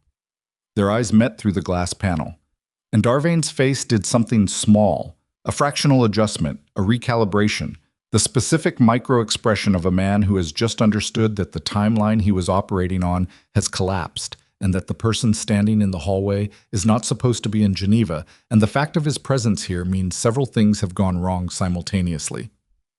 Harlan Voss put his hand on the door. He looked at Darius. Darius looked back. The door opened. Harlan Voss opened the door and walked in first. That was the right order, and Darius understood it without being told. It was Voss's building, Voss's name on the forged documents, Voss's organization that had been used as a vehicle for someone else's ambition, and the first thing Remo Darvane needed to see when that door swung open was not Darius Varen, but the man whose trust he had attempted to counterfeit. Darius stepped back and let Voss lead and stood in the doorway and watched. Darvane was sitting at the far end of the table. He did not stand when Voss entered, which was either arrogance or a calculated choice to hold whatever ground he still had, and the two men flanking him, not lawyers. Darius had confirmed that the moment he first saw them through the glass. Lawyers sit differently. These men had the specific stillness of people trained to respond to physical information, shifted their weight fractionally when the door opened. Petra Aldrich stood immediately. Her chair scraped the floor, and she moved to the wall in the single continuous motion of someone who has just decided very clearly which side of a room they want to be on. Maren Voss came in last and closed the door and stood near it with her folder against her chest, and the expression of a woman who has seen enough rooms like this one to know that her job right now was to be a witness, not a participant. Voss walked to the head of the table and stood there. He did not sit. He picked up the forged documents, the authorization papers with his letterhead, his name, his professional identity co-opted and reproduced without his knowledge, and he held them in one hand, and he looked at Darvane with the particular quality of attention that belongs to men who have spent decades building something real and have learned to recognize, with absolute precision, the people who build nothing and take instead. "Mr. Darvane," Voss said. His voice was the temperature of February water. "I'd like you to explain what you are doing in this building." Darvane looked at Voss, then at Darius. The calculation behind his eyes was visible if you knew what to look for. Not panic, the organized reassessment of a man who has walked into a room expecting one configuration and found another. He was 51 years old, and he had survived 51 years in a world that consumed people who panicked, and he did not panic now. But something tightened in his face, the specific micro-adjustment of a plan encountering a reality it had underestimated. "Harlan," Darvane said, first name, deliberate. An attempt to reframe the room as a conversation between equals, to pull the geography of the confrontation onto terrain where he had more purchase. "I think there's been a misunderstanding about the nature of this meeting. My representative was under the impression that these documents," Voss said, and set them on the table with a precision that was more final than any raised voice, "carry my letterhead. I did not produce them. I did not authorize them. I did not authorize this meeting, this conversation, or your presence in this building." He let the silence hold for a moment. "That is not a misunderstanding. That is a forgery." The word landed in the room and stayed there. One of Darvane's flanking men moved. It was a small movement, a shift of weight from one foot to the other, a hand coming off the table, the beginning of something. And Solon, who had been standing near the door in the posture he used when he was being assessed as inconsequential and wanted to continue being assessed that way, moved with the economy of someone who has done this many times and finds it neither exciting nor troubling, and the flanking man went very still. Darvane looked at Solon, updated his assessment of the room's actual composition, looked at Darius. "Veyron." His voice had dropped the formality. Man to man now, direct, the tone of someone who has decided the pretense isn't serving him. "You've had a difficult few weeks. Your organization has been going through a structural transition. There are opportunities in that kind of moment that That you would offer to someone whose operative you recruited 14 months ago, Darius said. His voice was even and his hands were loose at his sides, and he was not performing calm, he was simply calm, in the specific way of a man who has spent 17 days understanding exactly what kind of threat he is standing across from and has prepared accordingly. No, Darvain held his gaze. Rael. Yes, Darius said, a silence that had weight in it. Then Darvain stood. He buttoned his jacket. One button, the single gesture of a man maintaining the form of dignity when the substance of it has left the room. He looked at Harlan Voss, and the look was not apologetic, and it was not hostile. It was the look of a man filing information for future reference and making no commitments about what he would do with it. I'll be in touch through legal channels regarding the Rotterdam arbitration. Your arbitration filing, Maren Voss said from her position near the door, speaking for the first time since they had entered, in the unhurried voice of someone who has reviewed the relevant documents and has no anxiety about their contents, is built on a contract dispute that does not exist in any documented form. It will not survive preliminary review. She paused. But you're welcome to proceed. Darvain looked at her. He looked at the room one more time, at Voss, at Darius, at Solon near the door, at Petra Aldrich still standing against the wall with her hands clasped in front of her.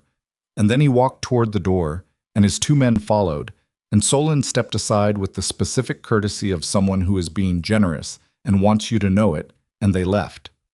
The door closed. The room exhaled. Petra Aldrich was still standing against the wall.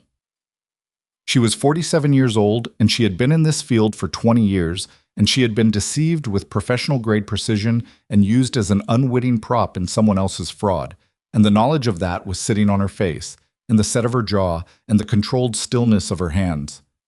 Voss looked at her. His voice changed, not warm exactly, but human, careful. Petra, you are not in any trouble. She exhaled.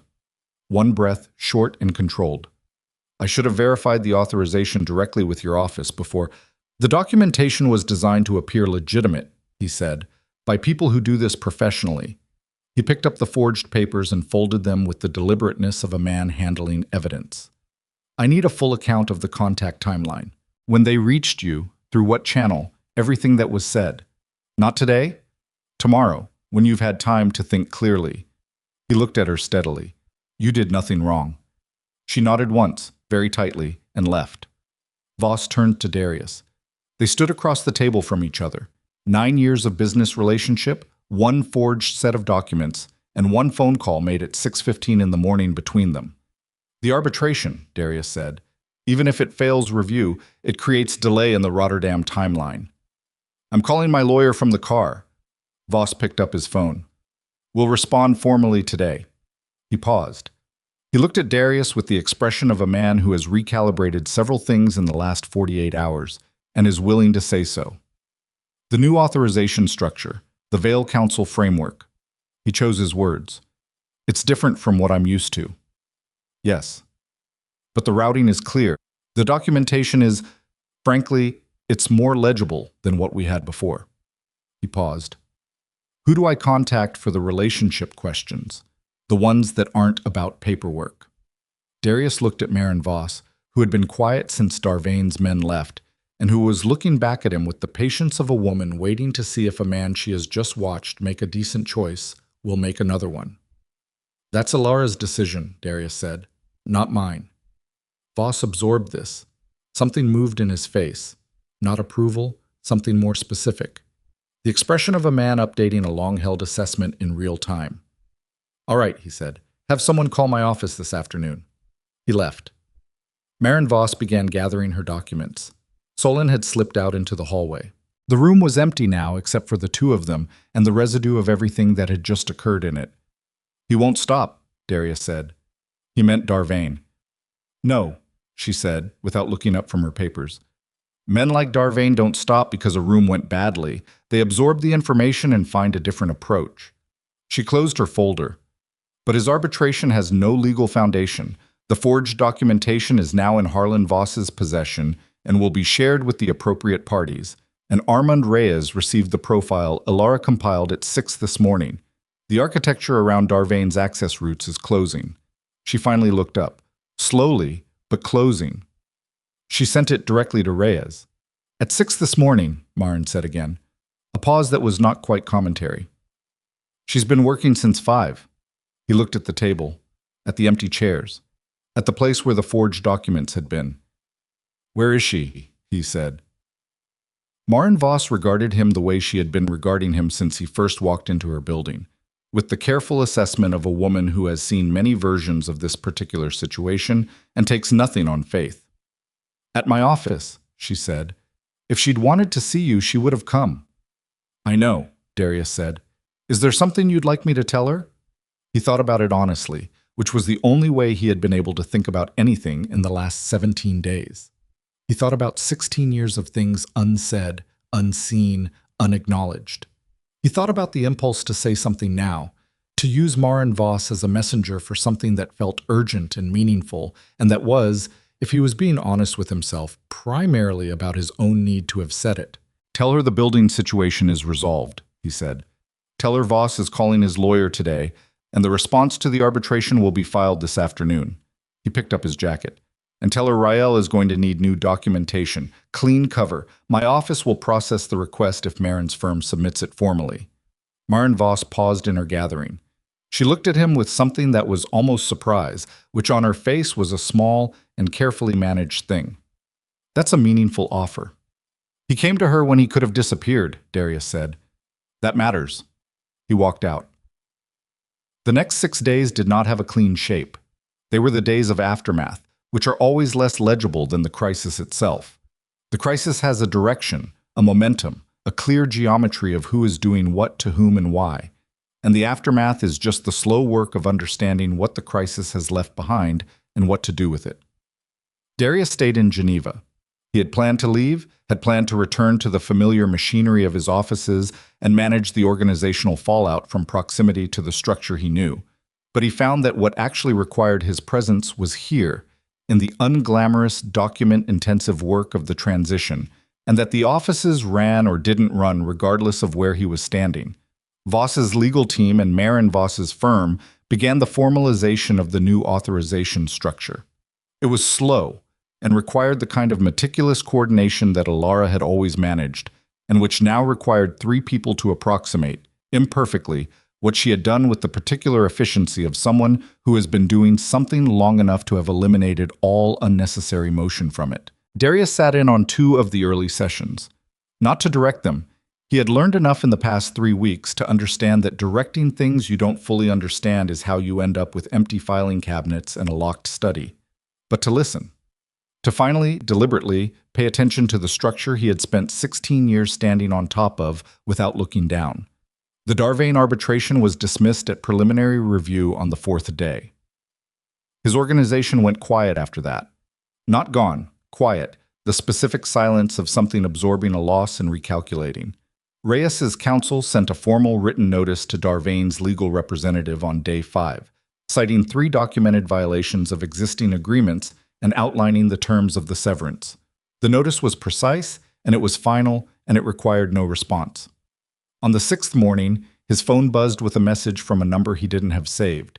He knew whose it was before he opened it. Come downstairs. He went downstairs. She was in the lobby in a coat he didn't recognize, dark gray, wool, practical. And her hair was slightly damp from outside, and she was holding 2 cups of coffee, the disposable kind from somewhere nearby, and she held one out to him when he came off the elevator with the directness of someone who has decided to do a thing and is doing it without ceremony. He took the cup. They stood in the marble lobby of Kettner and Solane with morning light coming through the glass front of the building and the ordinary traffic of a law firm beginning its day moving around them. The Voss structure is moving, she said, slowly. It'll be slow for a while. The relationships have to be rebuilt inside the new framework. They don't just transfer because the documents say they do. She looked at her coffee. But Harlan respects clear systems. Once the Vale Council structure is fully formalized, he'll work within it without complaint. Reyes moved faster than I expected. He's been looking for documented grounds to cut Darvan for 2 years. The profile gave him what he needed. She paused. He called me this morning. Darius looked at her. Reyes called you directly. He does that now? The faintest ghost of something crossed her face. Not quite amusement, but close enough to make him remember what her humor had looked like when she had still used it around him. He asked if I'd consider an advisory role with the council mediation committee. And? I told him I'd think about it. She looked at the light coming through the glass. I have things to finish first. They stood in a silence that was not comfortable but was honest, which was the better of the two. Celeste, she said. Not a question. Just the word, placed between them. She left, he said. Before I could decide what to do about the recording, she left on her own. He paused. I let her go. Elara nodded. She did not look vindicated by this. She looked like someone receiving information and placing it accurately. She was afraid, Elara said. Yes. She made choices inside that fear that had consequences for people who didn't deserve them. A pause.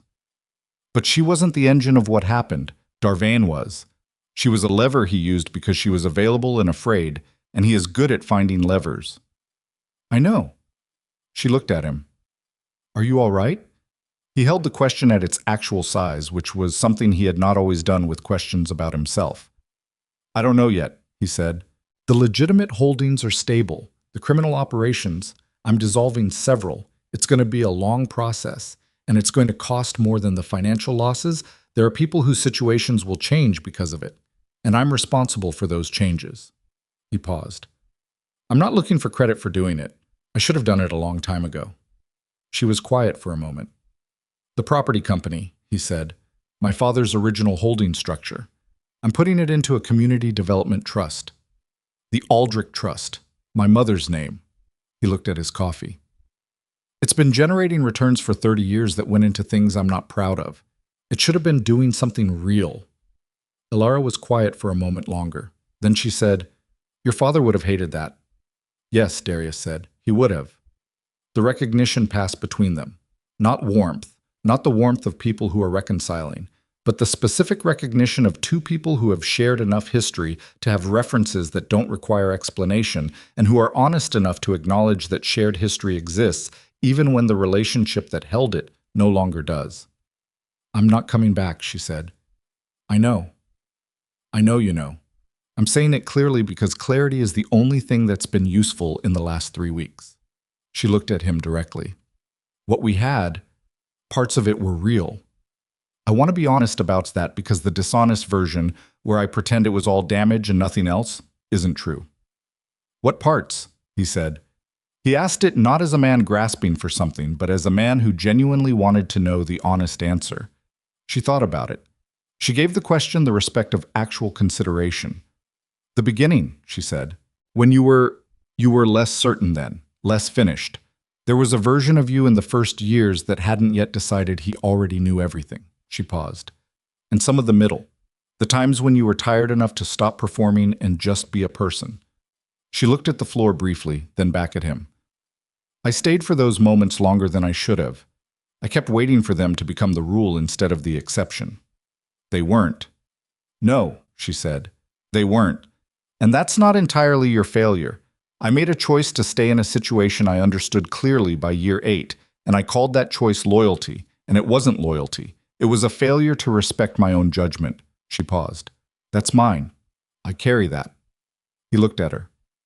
You didn't deserve what I did at the ball. No, she said simply. I didn't. I told myself it was... He stopped. He had been about to construct something, a framing, an explanation that would make the thing slightly more comprehensible, slightly more defensible. He stopped doing it. I wanted to humiliate you, he said. I was angry that you had become the thing everyone depended on, and I hadn't given you the credit for it. And I didn't know how to give you the credit without admitting I'd failed to see it, so I did that instead. The lobby was quiet around them. Someone crossed behind them, shoes on marble. A door opened and closed somewhere. I know, she said. I knew that in the room. She looked at him with the full steadiness of her attention. I also knew, standing there, that it was the last night I was going to spend inside the version of myself that allowed it to happen. She paused. So in a terrible way, you gave me something. He looked at her. Permission, she said. That's all I needed. I had everything else ready. I know, he said. I know you did. He breathed in slowly. He thought about what he wanted to say and whether it served anything beyond his own need to have said it, and he said it anyway because the alternative was silence, and he had been silent about the things that mattered for too long. I loved you, he said. I need you to know that I'm not saying it to change anything. It isn't a negotiation. I'm saying it because it's true, and I spent 16 years not saying the true things, and I'm trying to do that differently. He paused. I loved you, and I treated you like furniture, and those two things were both true at the same time, and I don't fully understand how I managed that, but I did. Elara held very still. I know you loved me, she said finally. Her voice was quiet, and it was not unkind. That was never the question. The question was whether you could see me. She paused. You couldn't. Not really. Not as someone separate from what I did for you. No, he said. I couldn't. Can you now? He thought about the honest answer. I can see what I missed, he said. I don't know if that's the same thing. I think seeing someone clearly might require being close enough to do it, and you're not going to let me be close enough, and you shouldn't. He paused. But I can see what I missed. She nodded once, a single, precise movement, accepting that as the thing it was and not asking it to be more. She finished her coffee. She set the empty cup on the edge of the reception desk. The Vale Council has its first formal session in 3 weeks, she said.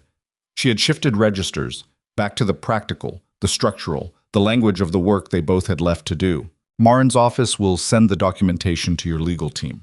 There are 3 items that require your signature for the transition to be complete. I'll sign them the day they arrive. Good. She picked up her bag. She looked at him one more time, not the extended look she had given him in this lobby weeks ago, the full closing assessment, but something smaller, something that was in its own way more ordinary and more final. The look of someone who has finished a conversation and is about to move on to the next one. Darius, you built things that were genuinely harmful, and you're going to carry that. I can't do anything about that part. No, he said. That's mine. But you also built things that were real. She said it without softness and without distance, the way she said things that she meant directly. The organization, the legitimate parts, they're structurally sound because you built them to be. The trust will do real good because you have the capacity for that. You always did.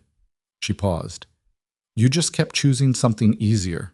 He held that without flinching. I know, he said. She walked toward the exit. He let her go. He did not call after her. He stood in the lobby and watched her push through the glass door and turn left on the sidewalk, and walk into the morning with the specific, purposeful stride of a woman who knows where she is going and is not looking back, not because she is unaffected, but because she has looked back enough times and is done with it. He stood there until she was gone from the window's frame. Then he went upstairs and sat down at the small conference table and called Gregor Halst and began the long, unglamorous work of doing things differently. The months that followed did not resolve cleanly. That was the truth of them, the texture that made them real. They were not a redemption arc with clear waypoints. They were the actual daily work of a man dismantling things that needed to come apart and rebuilding things that could survive in a different form. And the daily work was not dramatic. It was repetitive and detailed and occasionally humiliating and occasionally clarifying and mostly just work. The Rotterdam authorization formalized in the 8th week under the Vale Council structure. Harlan Voss signed the new framework and called Darius afterward with a brevity that communicated in 9 words that they were continuing. The system is cleaner. We'll see how it holds. They saw how it held. It held. The 3 criminal operations Darius had flagged were shuttered over 4 months, with a legal precision that required the sustained attention of 3 people in his legal office and 2 reviews by Marin Voss's firm, and produced no public exposure, which was the best outcome available, and which he accepted without interpreting it as vindication. The thing had been done. The cost of doing it was the cost of having built it in the first place, and he paid it. Darvain made one more approach, in the 3rd month, through a legal entity he had used before that was nominally separate from his main organization. The approach was aimed at the Northern Corridor, not Rotterdam, a different target, a recalibrated strategy. Marin Voss's office identified it inside 2 weeks. The Vale Council's mediation authority blocked the relevant access point. Darvain went quiet again. Rael received his documentation in the 2nd month.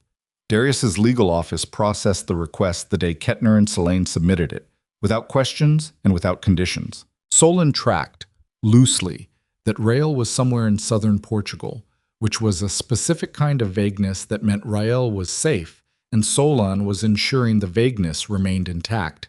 Darius didn't ask for more than that. Celeste Rourke resurfaced in the 4th month in a city Darius did not pursue. Marcus mentioned it once in passing, with the careful neutrality of a man who has been told not to bring something up and is technically not bringing it up. Darius said nothing. She had left. She had known what she had done. She had written him 4 lines that told him she understood the difference between the thing she had chosen and the thing she could have chosen. He left her alone to live with that knowledge the way he was living with his own. The Aldrich Community Development Trust broke ground on its first project in March. 47 units, affordable housing in the Southern District, a development that had been stalled for 3 years, waiting for a commitment that had never come from any of the parties who could have provided it. Darius attended the groundbreaking. He stood at the back of the small ceremony, and he did not make a speech, and he did not take photographs. And he drove back to his offices afterward and spent the afternoon on a contract review that needed his attention. He thought about Elara sometimes. Not constantly. He was not constitutionally suited to sustained grief. He had always processed things by moving forward, by finding the next problem. But in the specific quiet of late evenings, when the work was done and the calls had ended and the building was mostly empty, he would sit with the shape of what he'd had and what he'd done with it. He did not sentimentalize it. He did not construct a version of the marriage that was better than it had been or worse than it had been. He tried to see it at its actual size, which was large and complicated, and which contained genuine love alongside genuine damage, and which he was going to be accountable for whether he thought about it or not. He hoped she was well. He thought this sometimes, simply, without attaching anything to it. He let it be what it was. The summit was in April. It was the first formal convening of the Vale Council's full mediation structure, a trade summit held at a conference center in Geneva's Old City, attended by representatives from 12 alliance relationships. It was not a large event by the standards of these things. It was precise and professional, and it ran without visible complications, which was the fingerprint of Elara Vale's organizational hand. And everyone in the room who knew what they were looking at recognized it, even when they didn't say so. Darius attended as a signatory stakeholder of the Veyron holdings that remained in the mediation structure. He sat in the second row during the opening session, and he listened to Maren Voss speak about the council's mandate in the clear, unadorned language of someone who has thought carefully about what she is building and does not need to make it sound grander than it is. Elara spoke near the end of the session. She stood at the front of the room and she talked about the council's function, what it was designed to do, how the mediation framework operated, what the alliance relationships could expect from it going forward, in the specific concrete language of someone who has designed a system and understands it from its foundation, not abstract, not philosophical. The language of structure and function and clear expectation. She did not perform. She did not charm the room. She simply said, with complete precision, what she meant to say. He watched her from the second row. He did not look for her to look at him. She was doing her work. He was watching her do it, and he was allowing himself to see it fully. The competence, the authority, the particular ease of someone operating inside something they built themselves and understand completely. And the scene was not pleasant, exactly, because it was accompanied by the full understanding of what it had cost him to spend 16 years not seeing it. He stayed with that and did not look away from it. Afterward, in the corridor during the break between sessions, he was standing with a cup of coffee and processing nothing in particular when she came around a corner and nearly walked into him. They both stopped. 2 feet of corridor between them and the organized movement of summit attendees flowing around them like water around 2 stones. Her hair had grown. Not long, nothing close to the length it had been, nothing close to the braid that had hit the marble floor of the Black Crest ballroom, but past the deliberate close-cropped shortness of the morning in Maren Voss's lobby 5 months ago. It had grown in the direction of something she had chosen for herself, and the choice was visible in it. She looked well, not happy in the uncomplicated sense. He did not think Elara had ever been uncomplicated about anything, but settled, solid, the specific quality of someone who is living inside their own life and not alongside it, someone who has stopped managing a version of themselves for external consumption and is simply, actually, there. The session ran well, he said. It did. She shifted her folder to her other arm. The Solberg group was more engaged than I expected. Renault's been skeptical of the mediation framework since the restructuring, but he asked good questions this morning. He trusts process when he understands the mechanism. Yes. She looked at him. You remember that about him? I was in the room when you explained it to me. I was just... He stopped. I wasn't listening the way I should have been. She held his gaze for a moment. No, she said. You weren't. It was not an accusation. It was a fact, stated cleanly, which was how she had always handled facts. Reyes formalized the advisory role, she said. We signed the terms last week. It starts in June. That's the right work for you. It is. She said it without false modesty and without performance, just the simple acknowledgement of a person who knows what they're suited for. And the trust? The housing development? 47 units, broke ground in March. He paused. It's real work. I don't say that looking for anything. I'm saying it because you asked, and the honest answer is that it's the first thing I've built in a long time that I don't have to explain or qualify. She looked at him with the fullness of attention she had always brought to things that mattered. How does that feel? He thought about the honest answer. Strange, he said. Slower than I'm used to. The return is different. It's not the kind of return I was trained to measure. He paused. But it's the right kind. She nodded. Around them the corridor moved, people with purposes, with scheduled sessions, with the ordinary business of a summit that was running the way it was designed to run. Someone passed between them briefly, excusing himself with a nod, and they stepped apart and back in the natural adjustment of two people sharing a space without any particular claim on each other. I'm glad, she said. The words were simple and she meant them, which was the only way Elara Vale had ever meant anything. Elara. He said her name and then he held what he wanted to say for a moment, testing it, making sure it was the thing he actually meant, and not a version of it dressed up as something else. I'm glad you built something that's entirely yours. I know I was the last person who wanted that for you, but I'm glad you built it anyway. She looked at him for a long time. Then she said, So am I. 2 words. The full weight of everything she had built in 16 years of careful, invisible, deliberate work. The full weight of the choice she had made on the floor of the Blackcrest ballroom, gathering her own hair from the marble, and the choice she had made in the hotel room with the secondary phone and the packed bag, and every choice in the months since, the documents filed in Geneva, the conversations with Marin Voss, the profile compiled at 5 in the morning, the cup of coffee extended across a law firm lobby without ceremony. So am I. He nodded. She shifted her folder back to her original arm, and she looked at him one last time, the honest, complete look of a woman who has finished something and is not going to come back to it. And then she turned and walked back toward the open doors of the main conference room where the next session was beginning, and where the structure she had built was continuing its first full day of being exactly what she had designed it to be. He stood in the corridor and watched the door close behind her. He did not follow. He did not call after her. He stood there with his coffee cooling in his hand, and he felt the full specific weight of it. Not grief exactly, not regret exactly, but the particular gravity of a man who has finally understood what he had while standing in the place where having it is no longer possible. He let it be exactly that size. He didn't diminish it, and he didn't let it consume him. He just held it, the way she had held the hair on the floor of the ballroom, carefully, because it was his, because those years, and that woman, and that damage, and whatever remained of the real thing underneath it all were his to carry, and carrying it honestly was the only form of accountability that meant anything. Then he turned and walked toward the afternoon session and the ordinary work of a man doing things differently, one day at a time, without the dramatic architecture of transformation, without the comfort of absolution, just the daily choice, made again each morning, to be accountable for the life he had built and changed, however slowly, for the better. Outside the conference center, Geneva held the April light with the indifference of a city that has seen everything and forgotten most of it. The lake was flat and wide and reflecting the sky without preference. The old city sat on its hill. The streets moved with people carrying their private weights and private purposes, doing the invisible daily work of being human, which is always harder and always more necessary than it looks from the outside.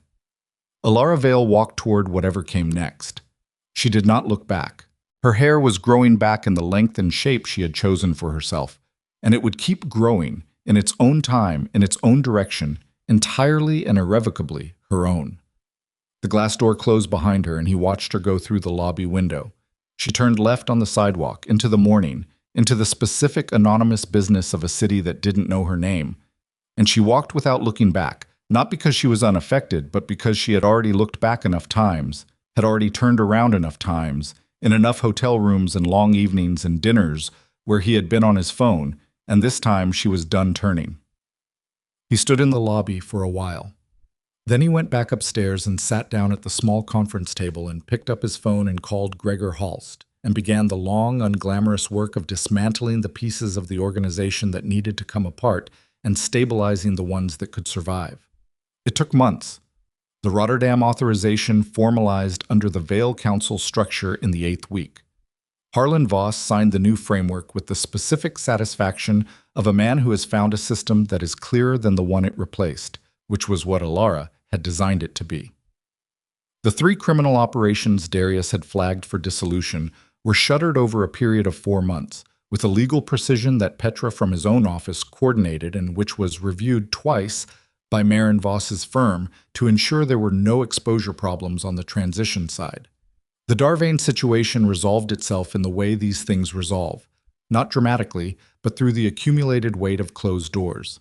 Without Rotterdam access, without Reyes's counsel, without the leverage the rail operation had been designed to provide, Darvain's expansion strategy collapsed inward and he turned his attention to other corridors, other opportunities, other organizations less fortified than the one he had miscalculated. Rail received his new documentation through a request formally submitted by Kettner and Solane and processed by Darius's legal team. He was somewhere in the south of Europe, by Solan's account, which was deliberately vague, which was the right level of vagueness for a man who needed to be unfindable for a while. Celeste Rourke resurfaced 4 months later in a city Darius did not inquire about, working in a capacity that had nothing to do with his world. He learned this incidentally, through Marcus, and he did not do anything with the information. She had been afraid, and she had made choices inside that fear, and she had written him 4 lines of a note that had told him she knew the difference, and he left her alone. The property holding company became the Aldrich Community Development Trust.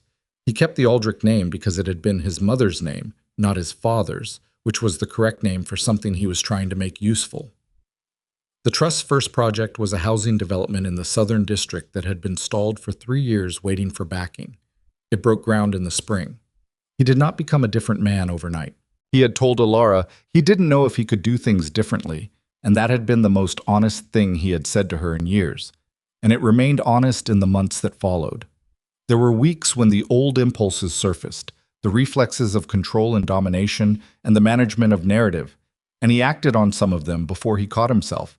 And he caught himself more often as the months passed, and he didn't catalog his progress because cataloging it would have been another form of performance, and he was very tired of performing. He thought about her sometimes, not constantly. He was not a man prone to the sustained texture of grief. He processed things by doing things, by moving forward into the next problem and the next decision.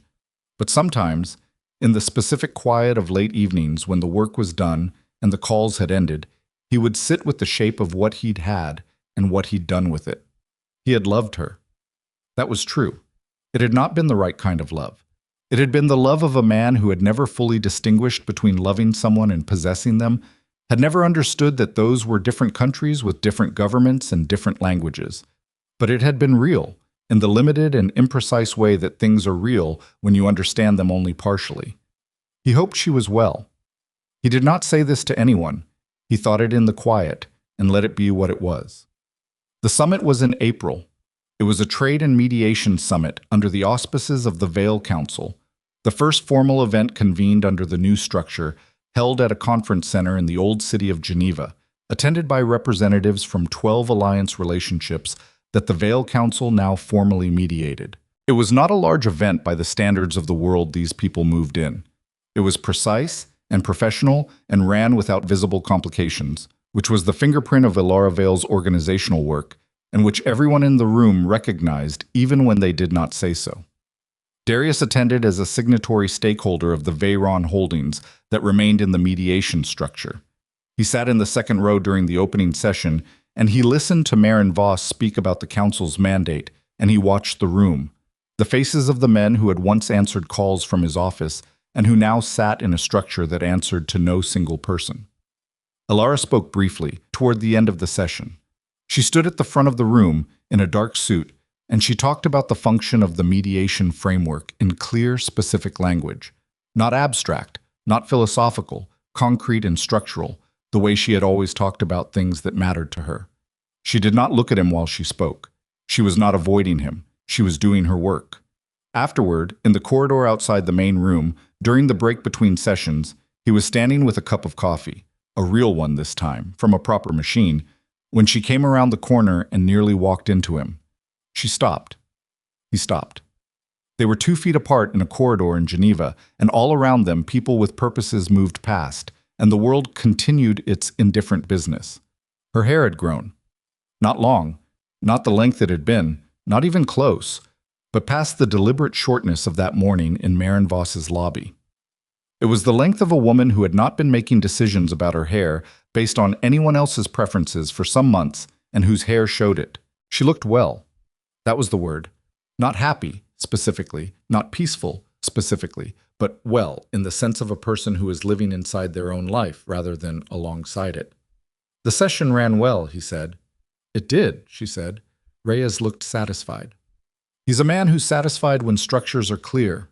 A pause. He's going to formalize the advisory role. We signed the terms last week. That's good. He meant it. It's the right work for you. She looked at him for a moment. How is the trust? The housing development broke ground 3 weeks ago. He paused.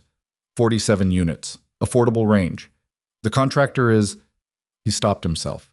She had not asked for the details. He had been about to give them the way you give details when you want someone to think well of you, and he was catching that reflex faster now than he used to. It's moving, he said. It's good work. She nodded. Around them, the corridor moved. A man passed between them briefly, excusing himself, and they stepped apart and back together in the natural choreography of 2 people occupying shared space without having any particular claim on each other. Darius, she said. Her voice had the quality it had always had when she was about to say something she had considered before saying. I'm glad you built something that's genuinely yours. He looked at her. I mean the trust, she said. The legitimate work. She paused. Whatever else, you're capable of things that are genuinely good. You always were. You just kept choosing other things. He held that. I know, he said. She looked at him for one more moment. The same complete attention she had given him in the lobby 5 months ago. The full and honest assessment of a woman who has chosen clarity over comfort and will not apologize for that choice. And then she picked up her coffee and she turned and she walked back toward the open doors of the main conference room where her work was, where the next session was beginning, where the structure she had built was beginning its first full day of functioning as the independent thing she had intended it to be. He watched her go. He did not call after her. He did not move to follow. He stood in the corridor in Geneva with his coffee, and he watched the door close behind her, and he felt the full specific weight of what it means to finally, completely, understand what you had. Not when you had it, but now, when you can see it clearly from the distance you created by failing it. It was not a comfortable feeling. It was not supposed to be. He turned and walked in the opposite direction, toward the afternoon session he was scheduled to attend, toward the ordinary business of a man who is doing the long and unglamorous work of becoming accountable for the life he built. Outside the conference center, Geneva went on in the April light, the lake flat and wide and reflecting everything without preference, the old city on the hill unchanged by what had happened inside any of its buildings, the streets full of people carrying their private architectures of consequence and choice. Elara Vale's hair would grow back in its own time, in whatever shape she decided. She had already decided what shape everything else would take, and for the first time in 16 years, every decision she made was entirely, completely, irrevocably her own.